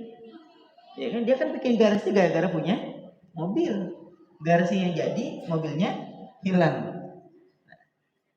Dia buka usaha nih, udah yakin banget settle usahanya, udah bagus mau buka cabang. Cabang yang kedua rame, yang pertama tutup gitu nih. Ada aja kayak gini. Udah pernah lihat Bu ya? Mungkin ada sebagian ibu pernah ngerasain atau pernah nemu kasus yang seperti ini. Allah titipin kebaikan itu gak lama gitu. Dititipin apapun itu ya, dititipin rumah, dititipin kendaraan, dititipin apapun itu, bahkan deposito, tahu hilanglah uangnya raib, atau investasi ke teman atau hilang, ya ada aja gitu. Padahal dia baru dapat rezeki itu nggak lama gitu, baru dia dikasih. Istilahnya kalau uang tuh kayak numpang lewat di dompet aja, gitu. Hilang, masuk ke rumah hilang, gitu, hilang cepat hilangnya. Nah, ini biasanya para bunda yang salihah terlalu pujungan, ya. Dapat apa-apa posting, jambu mekar posting, ya. Kucing beranak posting, rumput tumbuh posting, ada aja gitu. Itu kadang kelewat batas. Yang kelewat batas ini biasanya mudah banget. Kenapa? Kena angin. Sama seperti halnya punya mobil baru. Punya mobil baru. Nah, sekarang sebagai penutup, bagaimana kita cara mengantisipasi dan menangani itu? Gini. Kalau untuk tadi kasus yang umum tadi, nah termasuk kasus yang terakhir, dikasih kenikmatan apapun dia akan mudah lepas, mudah bosen gitu. Coba saya mau tanya Bunda, kira-kira kalau Bunda punya rumah, dikasih hadiah rumah di puncak, gitu ya, di puncak, kalau di Bogor gitu kan, ini hadiah cuma-cuma buat Bunda. Nah Bunda kesana tuh nyaman banget Bu, seriusan, asli nyaman. Nah pertanyaan saya, senang nggak Bu? Senang kan? Nah, itu ain itu bukan hanya sebatas bukan menghilangkan rumah secara fisiknya, itu ditarik itu kenyamanannya Bunda. Rumahnya boleh nih Bunda 2 tingkat, ada 3 tingkat, bahkan ada yang 6 tingkat, ini kelihatan Bunda. Itu rumah atau apartemen istilahnya. Jadi rumah susun gitu ya. Rumah saya bukan sombong, saya di lantai 6. Wih, ngerinya Bu, rumahnya tinggi betul. Ya, di rumah susun saya gitu ya. Lantai 6 gitu ya. Nah, para Bunda yang solihah, itu boleh aja Bunda punya rumah 2 tingkat atau rumahnya 1 tingkat tapi luas gitu kan. Tapi kalau rumah itu terkena ain, dari tatapan orang yang hasad, yang nggak suka melihat Bunda itu punya ekonomi yang baik, itu ngefeknya kenyamanan tuh kayak nggak ada. Cekcok aja hari-hari. Ya, anak lempar panci, gitu kan? Lempar panci yang belum lunas, gitu. Itu suaranya nyaring, seriusan nih. Panci yang lunas dengan panci yang belum lunas tuh beda suaranya. Kalau panci yang udah lunas gemprang udah gitu aja. Tapi kalau belum lunas, gemprang, panjang ceramahnya ya, banyak. Nah pada bunda yang solihah itu ditarik kenyamanannya, ketenangannya gitu ya, terus ademnya itu kayak nggak ada gitu, masuk rumah tuh kayak panas. Nah bunda kalau ngerasain itu coba rukyah mandiri bunda ya. Bunda kalau masuk rumah bawaannya panas, memang sih cuaca Balikpapan memang kayak gini lah, tapi panasnya cuaca dengan panasnya suasana itu beda Bu ya. Kalau bunda panas hidupin AC juga adem, tapi kalau rumah panas tuh susah ya. Kalau zauk itu rasa Bu. Rasa tuh nggak bisa digambarin. Pokoknya Bunda yang bisa ngerasa masuk rumah tuh kayak nggak nyaman, ya kayak nggak tenang, kayak ada perasaan was-was, terus kayak hati itu ngerasa panas gitu. Nah, kalau sudah Bunda ngerasain model kayak gitu, coba cek rumah Bunda. Iya Ustaz, rumah saya baru renov. Iya Ustaz, rumah saya baru ganti cat. Iya Ustaz, rumah saya baru saya kasih ornamen-ornamen yang cantik. Nah, segera tuh. Karena boleh jadi rumahnya Bunda juga terkena ain. Ustaz, apakah ain bisa bisa apa? Bisa ke benda? Bisa. Ke hewan juga? Bisa. Oh iya, saya bacakan ini satu hadis biar Bunda nanti percaya bahwa ain itu bukan hanya sebatas terkena orang yang hidup, tapi juga bahkan kepada binatang. Dari Jabir bin Abdullah yang disandarkan kepada Nabi secara marfu, dalam hadis ini diriwayatkan oleh Abu Naim, beliau menyampaikan sesungguhnya ain itu benar-benar dapat memasukkan seseorang ke liang kubur. Memasukkan seseorang ke liang kubur. Siapa yang menyampaikan? Nabi. Ingat, ini hadisnya bukan perkataan saya. Jadi sesungguhnya kata Nabi, sihir mata atau ain itu benar-benar dapat memasukkan seorang ke liang kuburnya. Dan kambing kecil ke dalam periuk. Kambing kecil ke dalam periuk. Paham maksudnya periuk ya? Dimasak. Jadi bisa membuat kambing itu bisa mati gitu. Itu baru kemana ke hewan. Termasuk ke benda mati.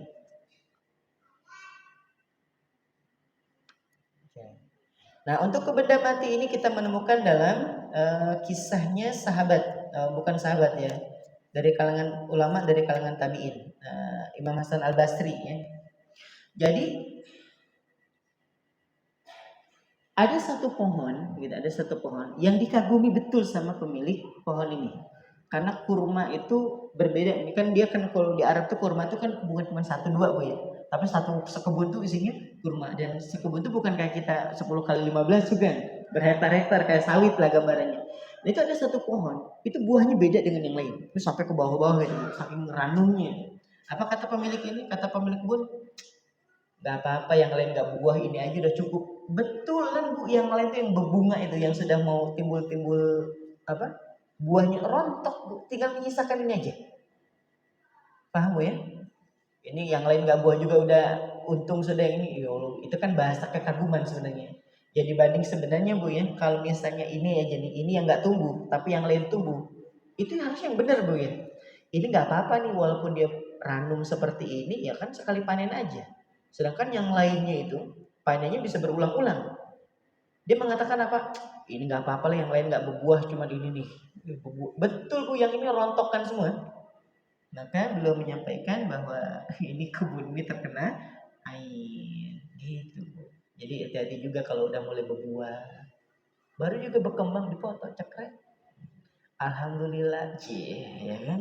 Ya memang udah bagus sih bu, ya bagus aja bu, udah memuji Allah tuh bagus. Masalahnya nih kan orang iri itu kan nggak ada urusan kita mau bilang alhamdulillah, kan mereka nggak tahu juga. Kembang gitu aja diposting, rontok besok bu ya. Kita bikin status ada yang ainnya, ngerinya. Kalau iri bilang bos, wih ngeri dibikin statusnya. Seperti itu gambarannya. Jadi dia bisa bahkan ke rumah yang baru dibangun hilang kesejukannya, hilang ketenangannya, itu juga boleh jadi karena terus gimana Ustaz kalau rumah kita udah terkena air? Sama, siapkan air, siapkan daun bidara, kemudian masukkan garam gitu ya. Karena kan kalau Bunda Ustaz kok kayak aneh, Bunda searching aja hadis Nabi mengobati dirinya dengan air garam. Wah, ada bu, ada. Atau misalnya Bunda cari manfaat garam ketika dibacakan Al-Quran, ya kan? Itu ternyata Masya Allah garam menjadi pengikat aja deh bu, kayak bacaan itu kayak direkam gitu, kayak direkam. Oke, nanti setelah itu bacakan ayat kursi, terus kemudian bacakan Al-Fatihah, bacakan Al-Falaq dan An-Nas, sama normal ya ditiupkan. Nah, gue pakai spray ya, spray itu yang buat gosok tuh, semprotin aja sekelilingnya. Semprotkan sekelilingnya. Itu namanya apa? Namanya apa Ustaz dalam dunia ruqyah? Namanya sebut ruqyah makan. Ruqyah makan itu artinya tempat. Makan itu artinya tempat. Makanun artinya apa? Tempat. Jadi Bunda boleh melakukan ruqyah itu sebagaimana Nabi memerintahkan kepada salah satu sahabat untuk meruqyah dengan apa? Dengan azan di setiap pojokan rumah. Kalau rumah itu udah gangguannya agak ekstrim ya. Yang pengen videonya boleh Ustaz kirimin videonya. Nah, nanti saya coba share, ada yang memang gangguannya parah betul, panci, di video bu, ini Ustaz nih, coba lihat Ustaz, bumprang, nggak ada orang, jatuh, itu nyata gitu. Nah, apa yang Nabi perintahkan waktu itu? Nabi pernah memerintahkan untuk azan di setiap pojok, di azan. Nah, karena syaitan tuh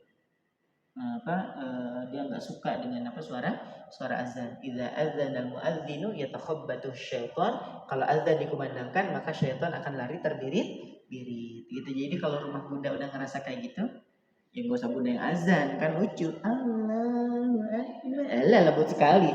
Si suami ya suara lantangnya. Gak usah berdu-berdu, lantang penting kan? Lantang. Kalau Bunda yang azan, kata saya tanya asik gitu ya. Merdu sekali bun gitu kan. Nah seperti itu, bisa dipahami. Nah terus terakhir buat para Bunda supaya kita terhindar dari ain, keluar dari rumah, satu, baca Bismillahirrahmanirrahim, la haula wa la quwata illa billah. Ini sepele, tapi dalam hadisnya itu siapa yang baca ini maka dia terlindungi sepanjang perjalanannya. Ini satu. Yang pertama apa? Bismillahirrahmanirrahim, la haula wa la quwata illa billah. Mau disambung sampai illa billahil aliyil azim juga nggak masalah. Ini satu. Yang kedua, kalau Bunda punya sesuatu yang baru, mau ke pengajian nih bawa tas baru, bawa kacamata baru, pakai jilbab yang baru. Jangan sampai kelewat membaca surah Al-Falaq. Surah Al-Falaq. Qul a'udzu birabbil falaq min syarri ma khalaq wa min syarri ghasiqin idza waqab wa min syarri naffatsati fil 'uqad wa min syarri hasidin idza hasad. Dan diniatkan untuk meruqyah. Kekhawatiran kita orang di depan kita itu, ih cakepnya jilbabnya, ih cakep banget sih bu, gitu. Pas kita udah pergi, nggak nyambung sama dalamannya. Masa dalamannya biru, jilbabnya kuning, mana nyambung? Alah, kena lagi. Malam gelisah, ya bu ya. Kalau udah gelisah, diapain bu? Ambil wudhu, terus baca ayat kursi, Al-Falaq dan An-Nas, tiupkan ke tangan, niatin ruqyah, kemudian dimasukkan ke seluruh anggota tubuh. Gitu Bu ya. Khawatir gitu aja Bu, bukan suuzon, khawatir ya. Baik. Terus kalau punya motor baru juga sama. Punya motor baru keluar rumah, hati-hati. Baca apa? Al-Falaq. Bacain dulu Al-Falaq. Qul a'udzu birabbil falaq min syarri ma khalaq wa min syarri ghasiqin. Seperti itu. Minta perlindungan kepada Allah karena memang Allah yang nyuruh. Ingat, orang yang hasad itu nggak kelihatan, tapi efeknya dirasakan. Jadikan quotes of the day, ya. Jadikan quotes. Hasad itu tidak kelihatan, tapi dampaknya dapat dirasakan. Wallahu a'lam bishawab. Silakan kalau yang bertanyakan, saya kembalikan dulu ke MC. Assalamualaikum warahmatullahi wabarakatuh. Silakan ibu-ibu jika ada yang ingin bertanya.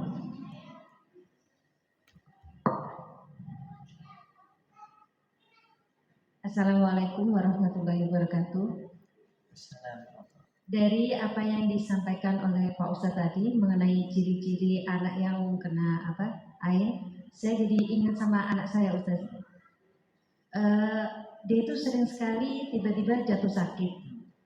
Sampai kalau saya ambil rapot, waktu Ustadznya bilang, waduh ini luar biasa, izin untuk sakitnya gitu. Rupanya saya perhatikan tadi ya Pak Ustadz, anak saya ini kan tipenya anak yang asik gitu Pak Ustadz. Jadi pandai bergaul, terus dan dia berprestasi. Nah, jadi saya tadi berpikir apakah, karena terakhir ini, hari ini dia sakit. Karena kemarin dia cerita, ini bukan bermaksud ini ya Pak Ustadz. Kemarin dia cerita, ibu saya dari tryout itu saya nomor 4 di Balikpapan. Baru pagi tadi sudah nggak bisa sekolah lagi izin. Bagaimana ya Pak Ustadz mengatasinya? Baik, insyaallah. Bismillah, wassalatu wassalamu ala rasulillah amma ba'd. Nah, kasus yang nyata ini yang model-model gini nih. Biasanya kalau habis melakukan kebaikan atau apapun itu, ingat kaidahnya gini Bu. Orang itu tidak selalu suka dengan kebaikan yang Allah titip ke kita. Tidak semua orang. Mungkin yang udah ikut pengajian kita akan mengatakan, Masya Allah ya orang itu berprestasi, Masya Allah ya dia itu pintar. Itu mungkin yang udah ngaji. Tapi yang belum ngaji belum tentu bisa mengucapkan kalimat seperti itu. Nah gimana Ustaz caranya? Sama kayak tadi, kalau si anak mudah dalam keadaan sakit, coba anak kan sudah bisa baca Quran sendiri kan. Nanti selepas maghrib bilang ke adek coba deh habis maghrib baca surah Al-Baqarah. Itu kan panjang Bu, nggak apa-apa hari ini 7 ayat, besoknya tambah lagi jadi 11 ayat, gitu aja terus dirutinkan sampai selesai. Nanti ulang lagi di Al-Baqarah. Pokoknya selepas maghrib itu dibaca surah Al-Baqarah. Yang pertama memang Nabi bersabda dalam hadis riwayat Imam Bukhari bahwa rumah yang dibacakan surah Al-Baqarah itu setan tidak akan masuk. Ya, itu satu Bu. Tapi ingat nak, bukan cuma baca ya. Kalau Bunda yakin lah kalau ada ini baca Quran nggak usah ditanya, bisa. Ada juga waktu baca Qurannya gitu. Di sekolah juga, apalagi sekolah Islam juga ada baca Quran gitu. Tapi nanti baca Qurannya dibarengi dengan niat. Ya Allah, saya membaca Quran ini buat meniatkan diri untuk meruqyah diri saya. Gitu Bunda ya. Nah, dirutinkan aja selama sampai selesai, nanti ulang lagi nak. Kalau dia, Bun, kalau saya punya targetan ngaji yang ini gimana? Ya nggak apa-apa, dilanjutkan aja yang lainnya. Misalnya nih, itu cuma buat habis maghrib aja. Habis maghrib, setelah itu dia bisa habis isya mau melanjutin, memang dia punya memang bacaan dia rutin, ya lanjutin aja nggak apa-apa. Sampai jadi kebiasaan dan jadi terapi. Kalau sudah selesai Bu, udah 2 kali hatam, alhamdulillah. Gimana nak? Kelihatan kan Bu ya, kan Bu yang benar yang lebih paham kan ya. Ini anak sudah mulai jarang sakit nih. Puji Allah di situ. Ya Allah, alhamdulillah, masya Allah dan sebagainya. Nah setelah itu nak, habis maghrib, adek boleh lanjutin ke bacaan adek yang biasa. Paham ya? Bisa ada sudah surah sampai At-Taubah nih. Nah nanti maghrib ini adek boleh lanjutin bacanya. Tapi ingat nih ya, tetap diniatkan untuk apa? Meruqyah. Gitu Bu, jadi nggak mesti Al-Baqarah lagi, itu jadikan habit aja, biar habit dulu. Habis maghrib itu baca Quran. Nah setelah itu mau disambung dengan surah An-Nisa, mau Ali Imran, boleh silakan aja, tapi ingat diniatkan untuk meruqyah. Seperti itu Bu, dicoba terapinya seperti itu, karena kan kita nggak bisa ngelihat nih dari mana nih sumber ainnya kan, apalagi teman-temannya banyak, gurunya juga banyak dan seterusnya. Maka cara yang paling yang memungkinkan untuk dilakukan itu kayak tadi. Nah syukur-syukur nanti kalau ada rezekinya, ada ada daun bidara, kemudian bacakan ayat kursi, 2 surah perlindungan, bacakan, buka aja sebentar di Google gitu kan, doa terkena ain, a'udzu bikalimatillahi tammah min kulli ainil lamah wa min kulli syaitanir wahama. Ditiupkan nak mandi deh nak, gitu. Bisa pakai ini nak, Ustaz bilang gitu, Nabi juga nyuruhnya gitu mandi. Sudah, biarin aja di situ ya, lihat aja perkembangannya. Kemudian seperti itu namanya boleh jadi terkena ain karena kebaikan. Seperti tadi. Wallahu a'lam. Yang lain silakan. Assalamualaikum warahmatullahi wabarakatuh. Salam. Tadi Ustadz bilang yang nomor 6 itu ciri orang yang kena ain itu belum di titik keturunan. Terus saya itu 15 tahun nggak punya keturunan, tapi alhamdulillah saya dikasih Allah di 2021 punya keturunan. Walaupun dokter bilang angkat tangan karena saya emang udah nggak bisa punya keturunan karena tidak subur ya. Terus ketika saya punya anak 1 tahun setengah saya menyusui, saya terkena penyakit kanker Ustaz. Baru sembuh 3 bulan kemudian saya kena lagi kankernya otak. Yang pertama kanker payudara waktu saya menyusui. Setelah 1 tahun setengah menyusui saya kena kanker payudara. 3 bulan kemudian saya terkena kanker otak. Dan kemarin di CT scan ternyata setelah saya kemo 6 kali masih ada kankernya di otak saya. Nah, apakah saya itu terkena ain Ustaz? Karena tadi ucapan Ustaz ketika saya belum di titik keturunan itu, ya Ustaz. Terima kasih. Assalamualaikum warahmatullahi wabarakatuh. Waalaikumsalam. Bismillah wassalatu wassalamu ala rasulillah wa ba'd. Tadi saya sampaikan di awal bahwa ini bukan sebuah kepastian. Ini hanya ciri indikasi seseorang itu terkena ain. Salah satunya adalah tertahannya seseorang mendapatkan keturunan, dan itu kasusnya banyak. Nanti ketika sudah melakukan ruqyah itu ya ada aja tuh nyambung ke hubungan dengan ibu yang kurang baik, hubungan dengan suami yang kurang baik, atau suami melakukan dosa di luar dari hubungan dengan pasangan yang sahnya. Itu ada aja pas konsul tuh mulai kebongkar, mulai kelihatan gitu ya, mulai dikasih terapi. Nah, makanya yang saya sampaikan kalau buat Bunda nih, kalau misalnya ternyata Allah uji dengan itu, Bunda dulu belum melakukan keturunan nih, terus kemudian Allah uji dengan apa? Dengan keturunan. Nah setelah keturunan Allah kasih juga rasa sakit gitu ya. Husnudon saja bahwa ini adalah wasilah dari Allah untuk meninggikan derajat, untuk menggugurkan dosa. Nah, untuk menggugurkan dosa. Kalau masalah perkara ainnya itu wallahu a'lam bishawab. Ya Bunda, wallahu a'lam bishawab. Tapi Bunda boleh melakukan terapi Quran sebenarnya. Ruqyah. Ya ruqyah aja, karena ruqyah itu bukan sebatas buat orang yang kesurupan. Ini kadang orang tuh manggil Ustaz, ruqyah Ustaz, kenapa ruqyah? Ada orang kesurupan, memang dipikir kita penangkal jin, dipikir kita ini pemburu hantu. Bukan. Bunda galau, Bunda lagi sakit, bahkan kanker juga sama. Kanker dibacain Quran juga bisa Bunda. Nanti malam bisa ajak suaminya, kalau suaminya bisa membaca Al-Quran, ayah bacain, pegang. Kepalanya Bunda pegang seperti ini, bacakan Al-Quran, bacakan surah Al-Fatihah, bacakan surah Al-Baqarah. Gak apa-apa, berlanjut. Maksudnya Bun hari ini 21 ayat ya, Sadaqallahul adzim, tiupkan. Kenapa? Enggak, satu ini aja nggak apa-apa, 13. Wah, Masya Allah. Alhamdulillah. Nah, kalau ada suami bacakan. Ya, suami bacakan. Coba diajak suaminya udah bisa baca Quran kan? Nah, bisa. Letakkan di kepala bunda, bacain Quran. Gak apa-apa, misalnya baca 13 ayat boleh ditiupkan. Kalau sudah ditiupkan, ujungnya dicium kening. Ya. Nah, gitulah, ditiup. Paham bunda ya? Nah, tapi ingat diniatkan untuk meruqyah. Ya Allah, saya niatkan baca Al-Quran ini untuk meruqyah istri saya, untuk meruqyah, mudah-mudahan kalau ada sakit fisiknya, ada kanker di otaknya, mudah-mudahan kau sembuhkan gitu. Tapi harus yakin, sebagaimana sabda Nabi Shallallahu Alaihi Wasallam, "Fad'ullaha wa antum muqinuna bil ijabah." Berdoalah kepada Allah dan hati kalian merasa yakin akan pengabulannya. Jadi kalau doa nggak boleh setengah-setengah. Ya Allah, sembuhkan saya ya kalau Kau mau.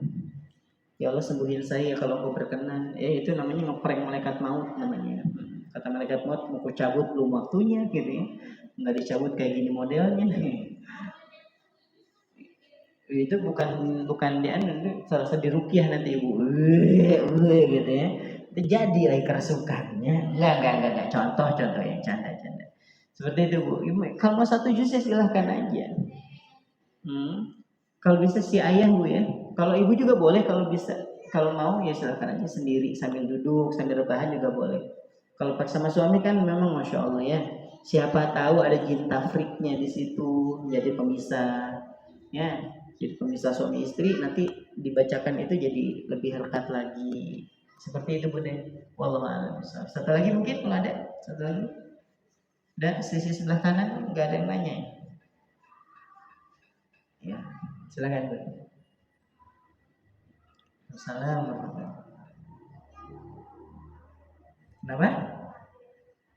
Takdir.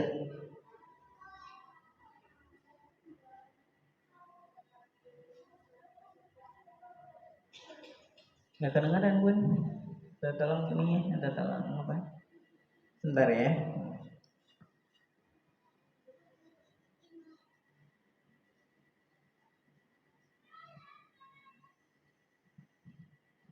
Poinnya aja Pak Ustadz ya.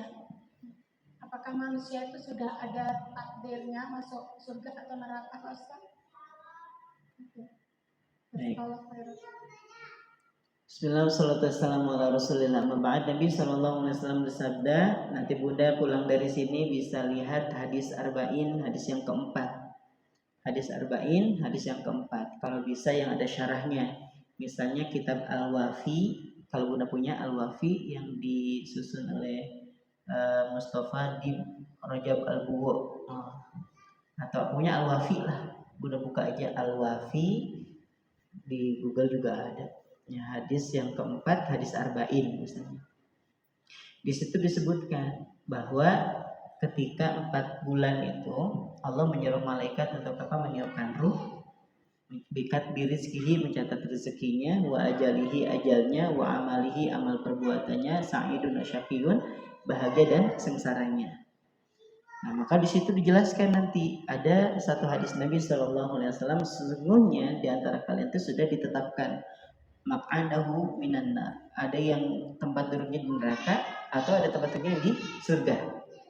Nah, setelah mendengarkan sabda Nabi itu, kan sudah ditakdirkan nih manusia itu ada yang masuk surga, ada yang masuk neraka, takdirnya. Apa kata sahabat? Afalanat takil ya Rasulullah. Kalau gitu kenapa kita nggak tawakal aja sudah? Kalau memang kita surga, seburuk apapun kita pasti masuk surga. Kalau kita takdir neraka, sebaik apapun kita pasti masuk neraka. Itu kan? Maka Nabi Shallallahu Alaihi Wasallam bersabda, ini jawaban untuk bisakah kita meraba takdir kita? Kalau kita nebak-nebak nih, kayaknya Allah nakdirin kita, itu nggak boleh. Kayaknya Allah udah nakdirin saya ke neraka, sudah ini, itu yang nggak boleh. Yang boleh itu hanya sebatas meraba takdir. Tahu meraba ya? Yang ngeraba-raba aja nih, ngeraba-raba. Nah, Nabi sudah ngasih clue-nya gimana biar meraba takdir. Hadis ini diriwayatkan oleh Muslim. Apa kata Nabi? Ketika ditanya afalanat takil ya Rasulullah, kenapa kita nggak bertawakal aja? Nabi menjawab, i'malu fakullun muyassarun lima khuliqalahu. Beramallah kalian, beramal saja sudah. Lakukan kebaikan-kebaikan yang banyak, lakukan amal soleh. fakullun muyassaru lima khuliqalahu. Karena seseorang itu akan dimudahkan menuju takdir yang telah Allah tentukan buatnya. Ya Allah tentukan untuknya. Jadi kalau misalnya nih, kita ngerasa mudah banget melakukan kebaikan, udah husnudon aja memang takdir kita nggak baik. Tapi kalau kita lebih dimudahkan untuk menuju melakukan keburukan nih, ya Allah saya ngerasa setahun ini sholat jarang, puasa jarang, gibah sering, baca Quran cuma Ramadan di 10 hari pertama gitu ya, sampai hafal betul gitu kan. Jadi diajak melakukan kebaikan lelet, diajak melakukan keburukan laju. Nah, ya Allah jangan-jangan ini jangan-jangan ada takdir yang buruk. Nah, kalau sudah ngerasa takdir kita mau buruk, tinggal diperbaiki, istighfar banyak-banyak, memperbanyak amal soleh gitu ya. Jadi yang nggak boleh itu kita mengatakan ya sudahlah saya neraka, surga nggak gitu. Tugas kita apa? Wa ma khalaqtul jinna wal insa illa liya'budu. Tidaklah aku ciptakan jin dan manusia kecuali untuk beribadah, bukan untuk memprediksi kita di surga atau neraka. Nabi cuma bilang ada orang yang sudah ditakdirkan ke surga, ada orang ditakdirkan masuk ke dalam neraka. Dan tugas kita bukan memikirkan kita ini di surga atau di neraka. Tugas kita itu beribadah. Nah, Allah melihat kita nih udah mulai rajin pengajian, rajin mulai qiyamul lail. Nah udah mulai nih ngerasa ya Allah kok saya mudah banget yang melakukan kebaikan, minta sama Allah ya Allah istiqomahkan sampai meninggal. Tapi kalau kita ngerasa buruk, ya Allah maafkan yang kemarin, ampuni yang kemarin, saya pengen menjadi lebih baik seperti itu. Ya benar. Nah tugas kita bukan mikirin kita nanti surga atau nerakanya, tugas kita adalah ibadah aja sudah gitu. Nah karena yang nggak boleh dilakukan oleh seorang beriman tuh kayaknya saya neraka, itu nggak boleh. Makanya Nabi dalam hadis riwayat Imam Tirmidzi menyebutkan janganlah seorang itu meninggal kecuali hatinya merasa yakin husnudzan kepada Allah seperti itu. Wallahu a'lam bishawab. Mungkin ini yang bisa disampaikan, kurang lebihnya mohon dimaafkan. Insyaallah ketemu lagi di bulan depan ya. Bulan depan menjelang Ramadan ya. Kita tutup dengan sama-sama baca doa dulu ya, doa nanti ditutup sama MC Zah. Kita doa dulu, mudah-mudahan yang sakit Allah sembuhkan, yang terkena ain Allah berikan jalan keluar, yang mudah-mudahan hari ini dalam keadaan sulit Allah mudahkan, yang punya banyak urusan Allah mudahkan urusannya. Allah titipi kita anak-anak yang soleh dan solihah, anak yang menjadi penyejuk mata dan penentram batin. Allah bahagiakan kedua orang tua kita, baik yang masih hidup ataupun yang sudah meninggal. Allah jadikan kita bersaudara dengan orang-orang yang cinta kepada Allah dan kita pun mencintai mereka. Ala hadhihi niyyah wa ala kulli niyatin salihah. Al-Fatihah. A'udzu billahi minasy syaithanir rajim. Bismillahirrahmanirrahim. Alhamdulillahi rabbil alamin. Ar-Rahmanir Rahim. Maliki yaumiddin. Iyyaka na'budu wa iyyaka nasta'in. Ihdinas siratal mustaqim. Siratal ladzina an'amta 'alaihim ghairil maghdubi 'alaihim waladdallin. Amin. Allahumma shalli wa sallim ala nabiyyina Muhammadin fil awwalin wal akhirin wa barik wa sallim wa radiyallahu ta'ala an kulli sahabati rasulillahi ajma'in. Hamda syakirin hamdan na'imin hamdan yuwafi ni'mahu wa yukafi mazidah. Ya Rabbana lakal hamdu kama yanbaghi li jalali wajhikal karimi wa 'azimi sultanik. Rabbana ighfir lana dhunubana wa liwalidina warhamhuma kama rabbayana shighara. Rabbana hab lana min azwajina wa dhurriyyatina qurrata a'yun waj'alna lil muttaqina imama. U'idzukum bi kalimatillahi tammah min kulli 'ainin lammah wa min kulli syaitanin wahammah. Rabbana atina fid dunya hasanah wa fil akhirati hasanatan wa qina adzabannar